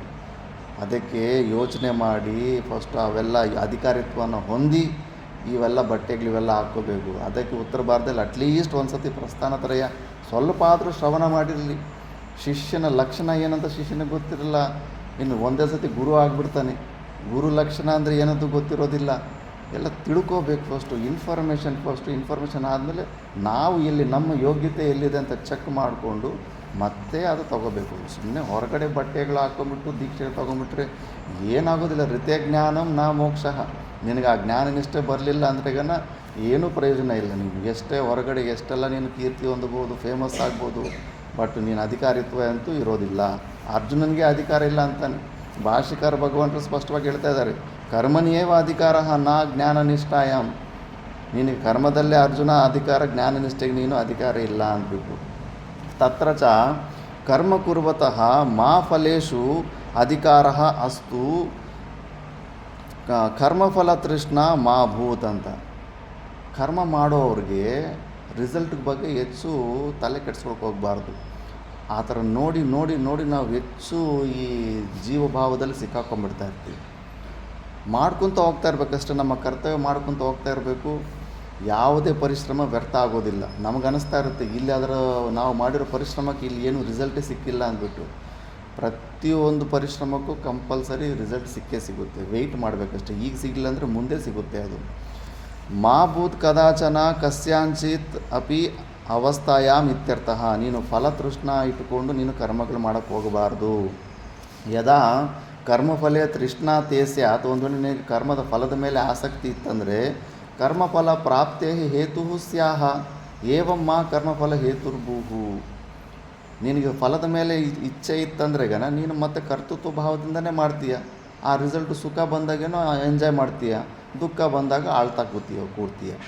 ಅದು ನೀನು ಫಲದ ಅಪೇಕ್ಷೆನ ಬಿಟ್ಟು ನೀನು ಡ್ಯೂಟಿ ಮಾಡಿದ್ರೆ ನಾನು ಡ್ಯೂಟಿ ಮಾಡೋದು ನಾನು ಮಾಡಿದ್ದೀನಿ, ಅದು ರಿಸಲ್ಟು ನನ್ನ ಕೈಲಿಲ್ಲ. ಡಾಕ್ಟ್ರುಗಳಂತಾರಲ್ಲ, ನಾನು ಮುಂಚೆನೇ ಎಲ್ಲ ಸಿಗ್ನೇಚರ್ ಬರ್ಸ್ಕೊತಾರೆ, ಫುಲ್ ಸೀರಿಯಸ್ ಕೇಸ್ ಇದೆ ಅಂದುಬಿಟ್ಟಿದ್ದು. ನಮ್ಮ ಏನಾದರೂ ಒಂದು ವೇಳೆ ಮನುಷ್ಯ ಸತ್ತೋಗ್ಬಿಟ್ಟಂದರೆ ನಾವು ಮಾಡೋ ಪ್ರಯತ್ನ ಮಾಡಿದ್ದೀವಿ, ಸಾರಿ ಅಂದುಬಿಡ್ತಾರೆ ಅಷ್ಟೇ. ಅದರಿಂದ ಮತ್ತೆ ಅವರೇನು ಮನೆಗೆ ಹೋಗ್ಬಿಟ್ಟು ಅಯ್ಯಯ್ಯೋ ನನ್ನಿಂದ ಅವ್ನು ಸತ್ತೋಗ್ಬಿಟ್ನಲ್ಲಪ್ಪ, ನಾನು ಅವ್ನು ಉಳಿಸ್ಲಿಕ್ಕೆ ಪ್ರಾಣ ಉಳಿಸ್ಲಿಕ್ಕೆ ಅಂತ ಅವ್ರೇನು ಚಿಂತೆನೂ ಮಾಡೋದಿಲ್ಲ. ಅವ್ರಿಗೆ ಗೊತ್ತು, ಅವ್ರು ಡ್ಯೂಟಿ ಓರಿಯೆಂಟೆಡಾಗೆ ಮಾಡಿರ್ತಾರೆ ಅಷ್ಟೇ. ಅವರು ರಿಸಲ್ಟ್ ಓರಿಯೆಂಟೆಡಾಗಿ ಅವ್ನು ಬದುಕ್ತಾನ ಸಾಯ್ತಾನ ಅದ್ರ ಮೇಲೆ ಅವ್ರಿಗೇನು ಅದ್ರ ಟೆನ್ಷನ್ ಇರೋದಿಲ್ಲ ಅಷ್ಟೇ. ಅವ್ರು ಎಷ್ಟೆಲ್ಲ ಪ್ರಯತ್ನ ಮಾಡಬೇಕು ಅಷ್ಟು ಮಾಡ್ತಾರೆ. ಬದುಕ್ತಾನೆ ಸತ್ರ ಸಾಯ್ತಾನೆ ಅಷ್ಟೇ, ಅವನ ಅದೃಷ್ಟ ಇದ್ದರೆ ಅಂತ. ಆ ಥರ ಡ್ಯೂಟಿ ಓರಿಯೆಂಟೆಡಾಗಿ ಮಾಡಿದ್ರೆ ಆ ರಿಸಲ್ಟ್ ಇಲ್ಲ ನೀನು ಸ್ವಂತ ಬದುಕಲೇಬೇಕು ಅನ್ನೋ ಇಚ್ಛೆಯಿಂದ ಮಾಡಿದಾಗ ಅವನು ಸತ್ತೋಗ್ಬಿಟ್ರೆ ನಿನಗೆ ಭಯಂಕರವಾಗಿ ದುಃಖ ಆಗುತ್ತೆ. ಮತ್ತು ಬದುಕ್ತಾನೋ ಇಲ್ಲ ಅಂತ ಡೌಟ್ ಬಂದರೆ ನೀನು ಮತ್ತೆ ಆ ಕರ್ಮದಲ್ಲಿ ಪ್ರವೃತ್ತಿ ಕೂಡ ಆಗೋದಿಲ್ಲ. ರಿಸಲ್ಟ್ ಕಡೆ ನೋಡೋಕ್ಕೆ ಹೋದರೆ ನೀನು ಡ್ಯೂಟಿ ಕೂಡ ಮಾಡೋದಕ್ಕಾಗೋದಿಲ್ಲ. ಅದಕ್ಕೆ ಅವರು ಡಾಕ್ಟರ್ಗಳು ಸ್ವಂತ ಮಕ್ಕಳಿಗೆ ಆಪ್ರೇಷನ್ ಮಾಡೋದಕ್ಕೆ ಆಗೋದಿಲ್ಲ. ಯಾಕಂದರೆ ಅಲ್ಲಿ ಮೋಹ, ರಿಸಲ್ಟಿನ ಎಕ್ಸ್ಪೆಕ್ಟೇಷನ್ ಇರುತ್ತೆ. ಕೈ ನಡುಗುತ್ತಂತೆ. ಸ್ವಂತ ಮಕ್ಕಳಿಗೆ ಅವ್ರ ತಂದೆ ತಾಯಿ ಅವರು ಆಪ್ರೇಷನ್ ಮಾಡೋಕ್ಕಾಗೋದಿಲ್ಲ, ಬೇರೆಯವ್ರ ಕೈಲಿ ಟ್ರೀಟ್ಮೆಂಟ್ ಮಾಡಿಸ್ತಾರೆ, ಸರ್ಜರಿ. ಯಾಕಂದರೆ ಅಲ್ಲಿ ಫಲದ ಅಪೇಕ್ಷೆ ಮತ್ತು ಕರ್ತೃತ್ವ ಭಾವ ಬಂದುಬಿಟ್ಟಿರುತ್ತೆ. ಆ ಥರ ಮಾಡಬಾರ್ದು. ಯದಾ ಹಿ ಕರ್ಮಫಲ ತೃಷ್ಣಾ ಪ್ರಯುಕ್ತ ಕರ್ಮಣಿ ಪ್ರವರ್ತತೆ ತದಾ ಕರ್ಮಫಲಸ್ಯೇವ ಜನ್ಮನಃ ಹೇತುರ್ಭವೇತ್ ಅಂತ. ನೀನು ಆ ಥರ ಫಲದ ಅಪೇಕ್ಷೆಯಿಂದ ಕರ್ಮಗಳು ಸಕಾಮ ಭಾವೆಯಿಂದ ಮಾಡಿದ್ರೆ ನೀನು ಮತ್ತೆ ಜನ್ಮಕ್ಕೆ ಬರ್ತಾ ಇರಬೇಕಾಗುತ್ತೆ. ಪುಣ್ಯ ಇರ್ಬೋದು, ಪಾಪ ಇರ್ಬೋದು, ಎರಡೂ ಜನ್ಮದ ಹೇತುಗಳೇ. ಆ ಪುಣ್ಯನ ಅನುಭವ ಮಾಡೋದಕ್ಕೂ ಭೂಲೋಕಕ್ಕೆ ಬರಬೇಕು, ಪಾಪನ ಅನುಭವ ಮಾಡೋದಕ್ಕೂ ಭೂಲೋಕಕ್ಕೆ ಬರಬೇಕಾಗುತ್ತೆ. ಯದಿ ಕರ್ಮಫಲಂ ನ ಇಷ್ಯತೆ, ನಮ್ಮ ಮನಸ್ಸಲ್ಲೆಲ್ಲ ಮುಮುಕ್ಷುಗಳು ಮನಸ್ಸಲ್ಲಿ ಇದೇ ಇರುತ್ತೆ. ಯದಿ ಕರ್ಮಫಲಂ ನ ಇಷ್ಯತೆ ಕಿಂ ಕರ್ಮನ ದುಃಖ ರೂಪೇಣ ಇತಿ. ಕರ್ಮ ಫಲದ ಇಚ್ಛೆನೇ ಇಲ್ಲಿ ನಮಗಿಲ್ಲ ಅಂದಮೇಲೆ ಆ ದುಃಖರೂಪವಾದ ಕರ್ಮಗಳು ಯಾಕೆ ಮಾಡಬೇಕು ಅಂತ. ಯಾಕಂದರೆ ನಮ್ಮ ಸ್ವಭಾವ ಸುಮ್ಮನಿರೋವಂಥ ಸ್ವಭಾವ, ನಿರ್ವಿಕಲ್ಪ ಸಮಾಧಿ ಸ್ಥಿತಿಯಲ್ಲಿ ಪರಮಾನಂದ ಸ್ಥಿತಿಯಲ್ಲಿರೋಂಥ ಸ್ವಭಾವ. ಆ ಸ್ವಭಾವದಿಂದ ಈ ಶರೀರ ತಾದಾದ್ಮೇಲೆ ಸಿಕ್ಕಾಕೊಂಡ್ಬಿಟ್ಟು ಆ ಕೆಲಸ ಮಜ್ಬೂರಿಯಿಂದ ಈ ಕೆಲಸ ಮಾಡಬೇಕಂದ್ರೆ ನಮ್ಮ ಸ್ವಭಾವದ ವಿರುದ್ಧ ಅದು. ಅದಕ್ಕೆ ಮನಸ್ಸು ಯಾವಾಗಲೂ ಅಂಗೀಕಾರ ಕೊಡೋದೇ ಇಲ್ಲ. ಎಷ್ಟು ಸಾಧ್ಯವಾದರೆ ಅಷ್ಟು ಕೆಲಸ ಮಾಡದೇ ಇರೋ ಥರನೇ ಆ ಕಡೆನೇ ಮನಸ್ಸು ಒಲವಿರುತ್ತೆ. ಮತ್ತು ಮುಂಚೆನೇ ಈಗ ಅವನು ಮುಮುಕ್ಷು ಮೋಕ್ಷನ ಹೊಂದಬೇಕಂತ ಬಂದಿರೋನು ಏನು ಬೇಡಪ್ಪ, ನನಗೆ ಸ್ವರ್ಗ ಬೇಡ, ಈ ಲೋಕದಲ್ಲಿ ಸುಖ ಬೇಡ ಅಂತ ಬಂದಿರ್ತಾನೆ. ಅಂಥವನು ಅವನು ಸುಮ್ಮನೆ ನೀನು ಮತ್ತೆ ಆ ಕೆಲಸ ಮಾಡು, ಈ ಸೇವೆ ಮಾಡು, ಆ ಸೇವೆ ಮಾಡು ಅಂದರೆ ಮನಸ್ಸೇ ಬರೋದಿಲ್ಲ ಅವನಿಗೆ. ನನಗೇನು ರಿಸಲ್ಟೇ ಬೇಕಾಗಿಲ್ವಲ್ಲ ಅಂತ. ಅದನ್ನು ಹೇಳ್ತಾ ಇದ್ದಾನೆ. ನಮ್ಮ ಮೈಂಡ್ಗಳಲ್ಲಿ ನೋಡಿದೆ ಅವನು ಆ ಥರ ಯೋಚನೆ ಇತಿ. ಆ ಥರ ನಿನಗೆ ಅನ್ನಿಸಿದ್ರೆ ಮಾತೇ ತವ ಸಂಗಹ, ನೀನು ಆ ಮನಸ್ಸಿನ ಕೊಡು ನಿರ್ಣಯನ ನಿನ್ನು ನಂಬಬೇಡ. ಅಸ್ತು ಅಕರ್ಮಣಿ ಅಕರಣೆ ಪ್ರೀತಿರ್ಮಾಭೂತ್ ಅಂತ. ಈ ಥರ ಮನಸ್ಸು ಕೊಡೋ ನಿರ್ಣಯದಿಂದ ನೀನು ಸೋಂಬೇರಿತನ ನೀನು ಅಭ್ಯಾಸ ಮಾಡ್ಕೋಬೇಡ. ಇನ್ನು ದೊಡ್ಡ ಪ್ರಯೋಜನ ಇದೆ, ಮೋಕ್ಷನ ಹೊಂದಬೇಕಂತಿದ್ದೀಯಾ, ಇಷ್ಟು ಪರಿಶ್ರಮ ಅಲ್ಲ. ನೀನು ಇಲ್ಲಿ ನಮ್ಮ ಗುರುಗಳೇ ಎಲ್ಲ ಯುಕ್ತಿ ಕೊಡ್ತಾಯಿದ್ರು. ಯಾವುದಾದ್ರೂ ನಾವು ಹೊಸ ಅಭ್ಯಾಸಗಳು ಮಾಡ್ಕೊತೀವಲ್ಲ, ಸಿಗರೇಟ್ ಕುಡಿಯೋದಾಗಲಿ, ಕೆಟ್ಟದಾಗಲಿ, ಒಳ್ಳೆಯದಾಗಲಿ, ಸ್ವಲ್ಪ ದಿವಸ ಅಭ್ಯಾಸ ಮಾಡಿದ ಮೇಲೆ ಜಾಸ್ತಿ ರಿಪೀಟ್ ಮಾಡಿದ್ರೆ ಅದು ನಮ್ಮ ಸಂಸ್ಕಾರ ರೂಪದಲ್ಲಿರೋದು ಸ್ವಭಾವ ಆಗಿಬಿಡುತ್ತೆ. ಮುಖ್ಯವಾಗಿ ಉಚ್ಚಾರಣೆಗಳಲ್ಲಿ ನೋಡ್ಕೊಳ್ಳಿ. ಕೆಲವೊಂದು ಉಚ್ಚಾರಣೆ 100 ಸತಿ ಹೇಳು, 50 ಸತಿ ಹೇಳು, ಆ ಉಚ್ಚಾರಣೆ ತಪ್ಪು, ಹಂಗಲ್ಲ ಹಿಂಗೆ ಓದಬೇಕಂತ ಆಟೋಮೆಟಿಕ್ ಮತ್ತೆ ಅದೇ ಉಚ್ಚಾರಣೆ ಆಗುತ್ತೆ. ಸಣ್ಣ ಅಭ್ಯಾಸ, ಜಾಸ್ತಿ ಅಭ್ಯಾಸ ಮಾಡಿರುವಂಥದ್ದೇ ನಾವು ಅದರಿಂದ ತೆಕ್ಕೊಳ್ಳೋಕ್ಕಾಗೋದಿಲ್ಲ. ಅಂದರೆ ನಮ್ಮ ಸ್ವಭಾವ ಏನು ಅನ್ನೋದು ಅದರಲ್ಲಿ ಗೊತ್ತಾಗ್ಬಿಡುತ್ತೆ. ಇವಾಗ ನಮ್ಮ ಸ್ವಭಾವ ಏನಿದೆ, ನಮಗೆ ಅಂತಃಕರಣ ಶುದ್ಧಿ ಇದೆ, ತುಂಬ ಪುಣ್ಯಕರ್ಮಗಳು ಪೂರ್ವಜನ್ಮದಲ್ಲಿ ಎಲ್ಲ ಮಾಡ್ಕೊಂಡ್ಬಿಟ್ಟಿದ್ರಿ, ತುಂಬ ಉತ್ತಮವಾದ ಅಧಿಕಾರಿ ಅಂತ ನಮ್ಗೆ ಅಹಂಕಾರ ಮೋಸ ಮಾಡ್ತಾ ಇರುತ್ತೆ. ನೀನು ನಿಜವಾಗ್ಲೂ ಅಷ್ಟೊಂದು ಶುದ್ಧ ಅಂತಃಕರಣ ಶುದ್ಧಿ ಇದ್ದರೆ ಅನೇಕ ಜನ್ಮಗಳಿಂದ ನಿನಗೆ ಪರೋಪಕಾರ ಮಾಡೋ ಅಭ್ಯಾಸ ಇರಬೇಕು. ಪುಣ್ಯಾಯ ಪರೋಪಕಾರ ಪಾಪಾಯ ಪರಪೀಡನಂ. ಅಂದರೆ ನಿನ್ನ ಸ್ವಾರ್ಥ ಬಿಟ್ಟು ನೀನು ಇನ್ನೊಬ್ಬರಿಗೆ ಪರೋಪಕಾರ ಮಾಡುವ ಅಭ್ಯಾಸ ಇರಬೇಕು. ಏನು ಅಭ್ಯಾಸ? ಹುಟ್ಟಿದಾಗ್ಲಿಂದ ನಾವು ಏನು ಪರೋಪಕಾರ ಮಾಡಿದ್ದೀವಿ, ನಮ್ಮ ಮಕ್ಕಳು ನಮ್ಮವರು ಬಿಟ್ಟು ಮಿಕ್ಕಿದವ್ರಿಗೆ ಏನು ಮಾಡಿದ್ದೀವಿ? ಹೆಜ್ಜೆಗೂ ಆ ಥರ ಅಭ್ಯಾಸ ಇದೆಯಾ? ಇಲ್ಲ. ಆ ಅಭ್ಯಾಸನೇ ನಮ್ಮಲ್ಲಿ ಈಗ ಕಾಣಿಸ್ತಾ ಇಲ್ಲ. ಅಂದರೆ ನಾವು ಹೆಚ್ಚು ಪುಣ್ಯಕರ್ಮಗಳು ಮಾಡಿಲ್ಲ. ಇದು ಯುಕ್ತಿ, ಗುರುಗಳು ಕೊಡೋವಂಥ ಯುಕ್ತಿ. ಆ ಅಭ್ಯಾಸನೇ ಇಲ್ಲ. ಪ್ರತಿಯೊಂದು ಕೆಲಸ ಮಾಡಬೇಕಾದ್ರೂ ಕೂಡ ಆ ಕೆಲಸ ಮಾಡಿದ್ರೆ ನನಗೇನು ಪ್ರಯೋಜನ ಇದೆ ಅಂತ ಕ್ಯಾಲ್ಕುಲೇಷನ್ ಬರ್ತಾಯಿದೆ. ಸ್ವಾರ್ಥದಿಂದನೇ ಯೋಚನೆ ಮಾಡೋವಂಥ ಮನಸ್ತತ್ವದಲ್ಲಿದ್ದೀವಿ. ಮತ್ತು ಹೇಗೆ ನಾವು ನನಗೆ ಅಂತಃಕರಣ ಶುದ್ಧಿ ಇದೆ ಅಂತ ಹೇಗೆ ಅಂದ್ಕೊಂಡ್ಬಿಡ್ತೀವಿ? ಪುಣ್ಯಕರ್ಮ ಮಾಡ್ದಿರೇ ಅಂತಃಕರಣ ಶುದ್ಧಿ ಬರೋಂಗೇ ಇಲ್ಲ. ಅಭ್ಯಾಸ ಸಣ್ಣ ಸಣ್ಣ ಅಭ್ಯಾಸಗಳೇ ಒಂದು ವೇಳೆ ನಾವು ಪೂರ್ವಜನ್ಮದಲ್ಲಿ ಅಷ್ಟೊಂದು ಪುಣ್ಯಕರ್ಮಗಳು ಮಾಡಿದರೆ ಹೆಜ್ಜೆ ಹೆಜ್ಜೆಗೂ ಇನ್ನೊಬ್ಬನ ಉದ್ಧಾರ ಆದರೆ ಸಾಕಂತಿರಬೇಕು. ಈಗ ಹೆಂಗಿರುತ್ತೆ ನಮ್ಮ ತತ್ವ, ಅಯ್ಯೋ ನನ್ನಿಂದ ಇನ್ನೊಬ್ಬರು ₹1 ಲಾಭ ತಗೋಬಾರ್ದು, ನಾನೇ ಲಾಭ ಹೊಂದಬೇಕು, ಅವನು ಲಾಸ್ ಆದರೂ ಪರವಾಗಿಲ್ಲ, ನಾನು ಮಾತ್ರ ಲಾಭ ಹೊಂದಬೇಕು ಅನ್ನೋದು ಆ ತತ್ವ ಇದ್ದಾಗ ಏನು ಪುಣ್ಯಕರ್ಮಗಳು ಮಾಡಿರ್ತೀವಿ. ಪುಣ್ಯಕರ್ಮ ಮಾಡೋರು ಹೋಗಲಿ ಬಿಡಪ್ಪ, ₹10 ಜಾಸ್ತಿ ತಿಂದರೆ ನಾವು ಹೆಂಡತಿ ಮಕ್ಕಳು ಅವ್ರು ಸುಖವಾಗಿರ್ತಾರೆ, ಯಾರು ಸುಖವಾಗಿದ್ರೆ ಪುಣ್ಯನೇ ಬರುತ್ತಲ್ಲ ಅಂತ ಆ ಥರ ಯೋಚನೆ ಇರುತ್ತೆ. ನಮ್ಮ ಯೋಚನೆಗಳು ನಮ್ಮ ಸ್ವಭಾವಗಳು ಏನು ಅಂತ ನಾವು ತಿಳ್ಕೋಬೇಕು. ಮತ್ತು ಆ ಅಭ್ಯಾಸ ಈಗ ನಾನು ಅಷ್ಟೊಂದು ಹೆಚ್ಚು ಪುಣ್ಯ ಮಾಡಿದ್ರೆ ಆ ಅಭ್ಯಾಸ ಈಗ ಇಲ್ಲವೇ ಇಲ್ವಲ್ಲ, ಇಲ್ಲ ಅಂದರೆ ಈಗ ಮಾಡ್ಕೋಬೇಕು. ಅದಕ್ಕೆ ಅಕರ್ಮಣಿ ಅಕರಣೆ ಕೆಲಸ ಮಾಡದೇ ಇರೋದ್ರಲ್ಲಿ, ಕರ್ಮಗಳು ಮಾಡದೇ ಇರೋದ್ರಲ್ಲಿ ಪ್ರೀತಿಹಿ ಮಾಭೂತ್. ಭಾಷೆಕಾರ ಭಗವಂತರು ಹೇಳ್ತಾವ್ರೆ, ಕೃಷ್ಣ ಪರಮಾತ್ಮ ಹೇಳ್ತಾ ಇದ್ದಾನೆ, ಆ ಸೋಂಬೇರಿತನದಿಂದ ಎದ್ದು ಬಾ ನೀನು. ತಮೋಗುಣ ಅದು ಮಹಾಭಯಂಕರದ ತಮೋಗುಣ, ಗೊತ್ತಿಲ್ಲ. ಮತ್ತು ಎತ್ತುಗಳು ಬಂದು ಎಲ್ಲೆಲ್ಲಿ ನಾವು ಭೋಗ ಮಾಡಿರ್ತೀವೋ ಎಲ್ಲ ಋಣ ತೀರಿಸ್ಕೋಬೇಕು. ಹೇಳ್ತಾ ಇರ್ತೀನಲ್ಲ, ನಾವು ಬಂದ ಮೇಲೆ ಒಂದು ಎತ್ತು ಒಂದು ಹಸು ಅದನ್ನು ಮಾರಿ ದುಡ್ಡು ಋಣ ತೀರಿಸ್ಕೊಂಡು ಹೋಯ್ತು ಇಲ್ಲಿ ಆಶ್ರಮದಲ್ಲಿ. ಯಾಕೆ ಈ ಆಶ್ರಮದಲ್ಲಿ ಋಣ ಯಾಕೆ ತೀರಿಸ್ಕೊಟ್ಟು ಬಾಕಿ ಇದೆ ಇಲ್ಲಿ. ಯಾರೇ ಆಗಲಿ ಏನೂ ಫ್ರೀಯಾಗಿ ಪ್ರಪಂಚದಲ್ಲಿ ಸಿಗೋದಿಲ್ಲ. ನಾವು ಎಷ್ಟು ಪರಿಶ್ರಮ ಮಾಡಿದೆವೋ ಅದನ್ನೇ ನಾವು ಉಣ್ತೀವಿ. ಅಂಥ ವಿಷಯದಲ್ಲಿದ್ದಾಗ ಒಳ್ಳೆಯ ಪುಣ್ಯಕರ್ಮಗಳು ಮಾಡೋದ್ರಲ್ಲಿ ಹೆಚ್ಚು ಯೋಚನೆ ಹಾಕಿ, ಶುಭಸ್ಯ ಶೀಘ್ರಂ ಅಂತಾರೆ. ಅದಕ್ಕೆ ಎಷ್ಟು ಬೆಳಗ್ಗೆಯಿಂದ ಸಾಯಂಕಾಲ ತನಕ ಪ್ರತಿದಿನ ಚೆಕ್ ಮಾಡ್ಕೋಬೇಕು. ಇವತ್ತು ಕೇವಲ ನನ್ನ ಸ್ವಾರ್ಥವಾಗಿ ಜೀವನ ನಡೆಸಿ ಏನಾದರೂ ಪುಣ್ಯಕರ್ಮ, ಪಾರಾಯಣ, ಇವೆಲ್ಲ ಎಷ್ಟೊಂದು ಒಳ್ಳೆ ಸೂಕ್ಷ್ಮವಾದ ಪುಣ್ಯನ ಸಂಪನ್ನ, ಸ್ವಾಧ್ಯಾಯ, ಈ ಥರ ಸತ್ಸಂಗದಲ್ಲಿ ಕೂತ್ಕೊಂಡ್ರೆ, ಪಾರಾಯಣ ಮಾಡ್ತಿದ್ರೆ, ಆರತಿ, ಪ್ರತಿಯೊಂದು ಕೂಡ ಪುಣ್ಯಕರ್ಮಗಳೇ, ಶಾಸ್ತ್ರ ಪ್ರಮಾಣ ಇದೆ. ಆ ಥರ ಹೆಜ್ಜೆ ಹೆಜ್ಜೆಗೂ ಎಲ್ಲೆಲ್ಲಿ ಪುಣ್ಯಕರ್ಮ ಸಿಗ್ತಾ ಇರುತ್ತೋ ಅಲ್ಲೆಲ್ಲ ಪುಣ್ಯ ಆರ್ಜನೆಗೆ ಮುಂದಿರಬೇಕು ನಾವು. ಇದು ಮನಸ್ಸಲ್ಲಿ ಇಟ್ಕೋಬೇಕು. ಫಸ್ಟ್ ಆಫ್ ಆಲು ನಾವು ಅದಕ್ಕೆ ಅಧಿಕಾರಕ್ಕೆ ಇನ್ನೂ ಬಂದಿಲ್ಲ ಅಂದಾಗ ಆವಾಗ ರಿಪೇರಿ ಸ್ಟಾರ್ಟ್ ಆಗುತ್ತೆ. ಆ ಜ್ಞಾನಾಭಾಸದಲ್ಲಿ ಮುಂಚೆನೇ ನಾನು ಅಂತಃಕರಣ ಶುದ್ಧಿ ಇದು ಇನ್ನೂ ಜೀವನ್ಮುಕ್ತ ಪುರುಷ ಅಂತ ನಿರ್ಣಯ ಬಂದುಬಿಟ್ರೆ ಈ ರಿಪೇರಿಗಳಾಗೋದೇ ಇಲ್ಲ. ಅಲ್ಲೇನೋ ಆ ಜೀವನ್ಮುಕ್ತಿ ಆನಂದನ ಹೊಂದುತ್ತಾನೂ ಇರೋದಿಲ್ಲ. ಇನ್ನು ವಿಪರೀತವಾಗಿ ನನ್ನ ಕೆಲಸ ಆಗೋಗ್ಬಿಟ್ಟಿದೆ, ಜೀವನ್ಮುಕ್ತಿಯೇ ಆ ಪುರುಷ ಆಗಿಬಿಟ್ಟಿದ್ದೀನಿ, ನಾನು ತಿಳ್ಕೊಂಬಿಟ್ಟಿದ್ದೀನಿ ಆತ್ಮಸ್ವರೂಪ ಬಗ್ಗೆ ಅಂದ್ಬಿಟ್ಟು ಅಲ್ಲಿ ವಿಪರೀತವಾಗಿ ಮೋಸ ಮಾಡ್ತಾ ಇರ್ತಾ ಅಹಂಕಾರ. ಇಲ್ಲ, ಬ್ಯಾಕು ಹಿಂದ್ಗಡೆ ಹೋಗಿ ಇವೆಲ್ಲ ಈ ಸ್ಟೆಪ್ಪುಗಳು ಕ್ಲಿಯರ್ ಇಲ್ಲ ಅಂದರೆ ಜ್ಞಾನ ನಿಷ್ಠೆ ಆಗೋದಿಲ್ಲ. ಈ ಥರ ಪರಮಾತ್ಮ ಹೇಳಿದ್ದಾನೆ. ಮತ್ತು ಮಿಕ್ಕಿದ್ದು ನಾವು ನೆಕ್ಸ್ಟ್ ಕ್ಲಾಸಲ್ಲಿ ನೋಡೋಣ. ಇನ್ನೂ ಈಗ 2-3 ಶ್ಲೋಕಗಳು ತುಂಬ ಇಂಪಾರ್ಟೆನ್ಸ್. ಓಂ ಪೂರ್ಣಮದ ಪೂರ್ಣಮಿದಂ ಪೂರ್ಣಮುದಚ್ಯತೆ ಪೂರ್ಣಸ್ಯ ಪೂರ್ಣಮಾದಾಯ ಪೂರ್ಣಮೇವಾವಶಿಷ್ಯತೆ. ಓಂ ಶಾಂತಿ ಶಾಂತಿ ಶಾಂತಿ.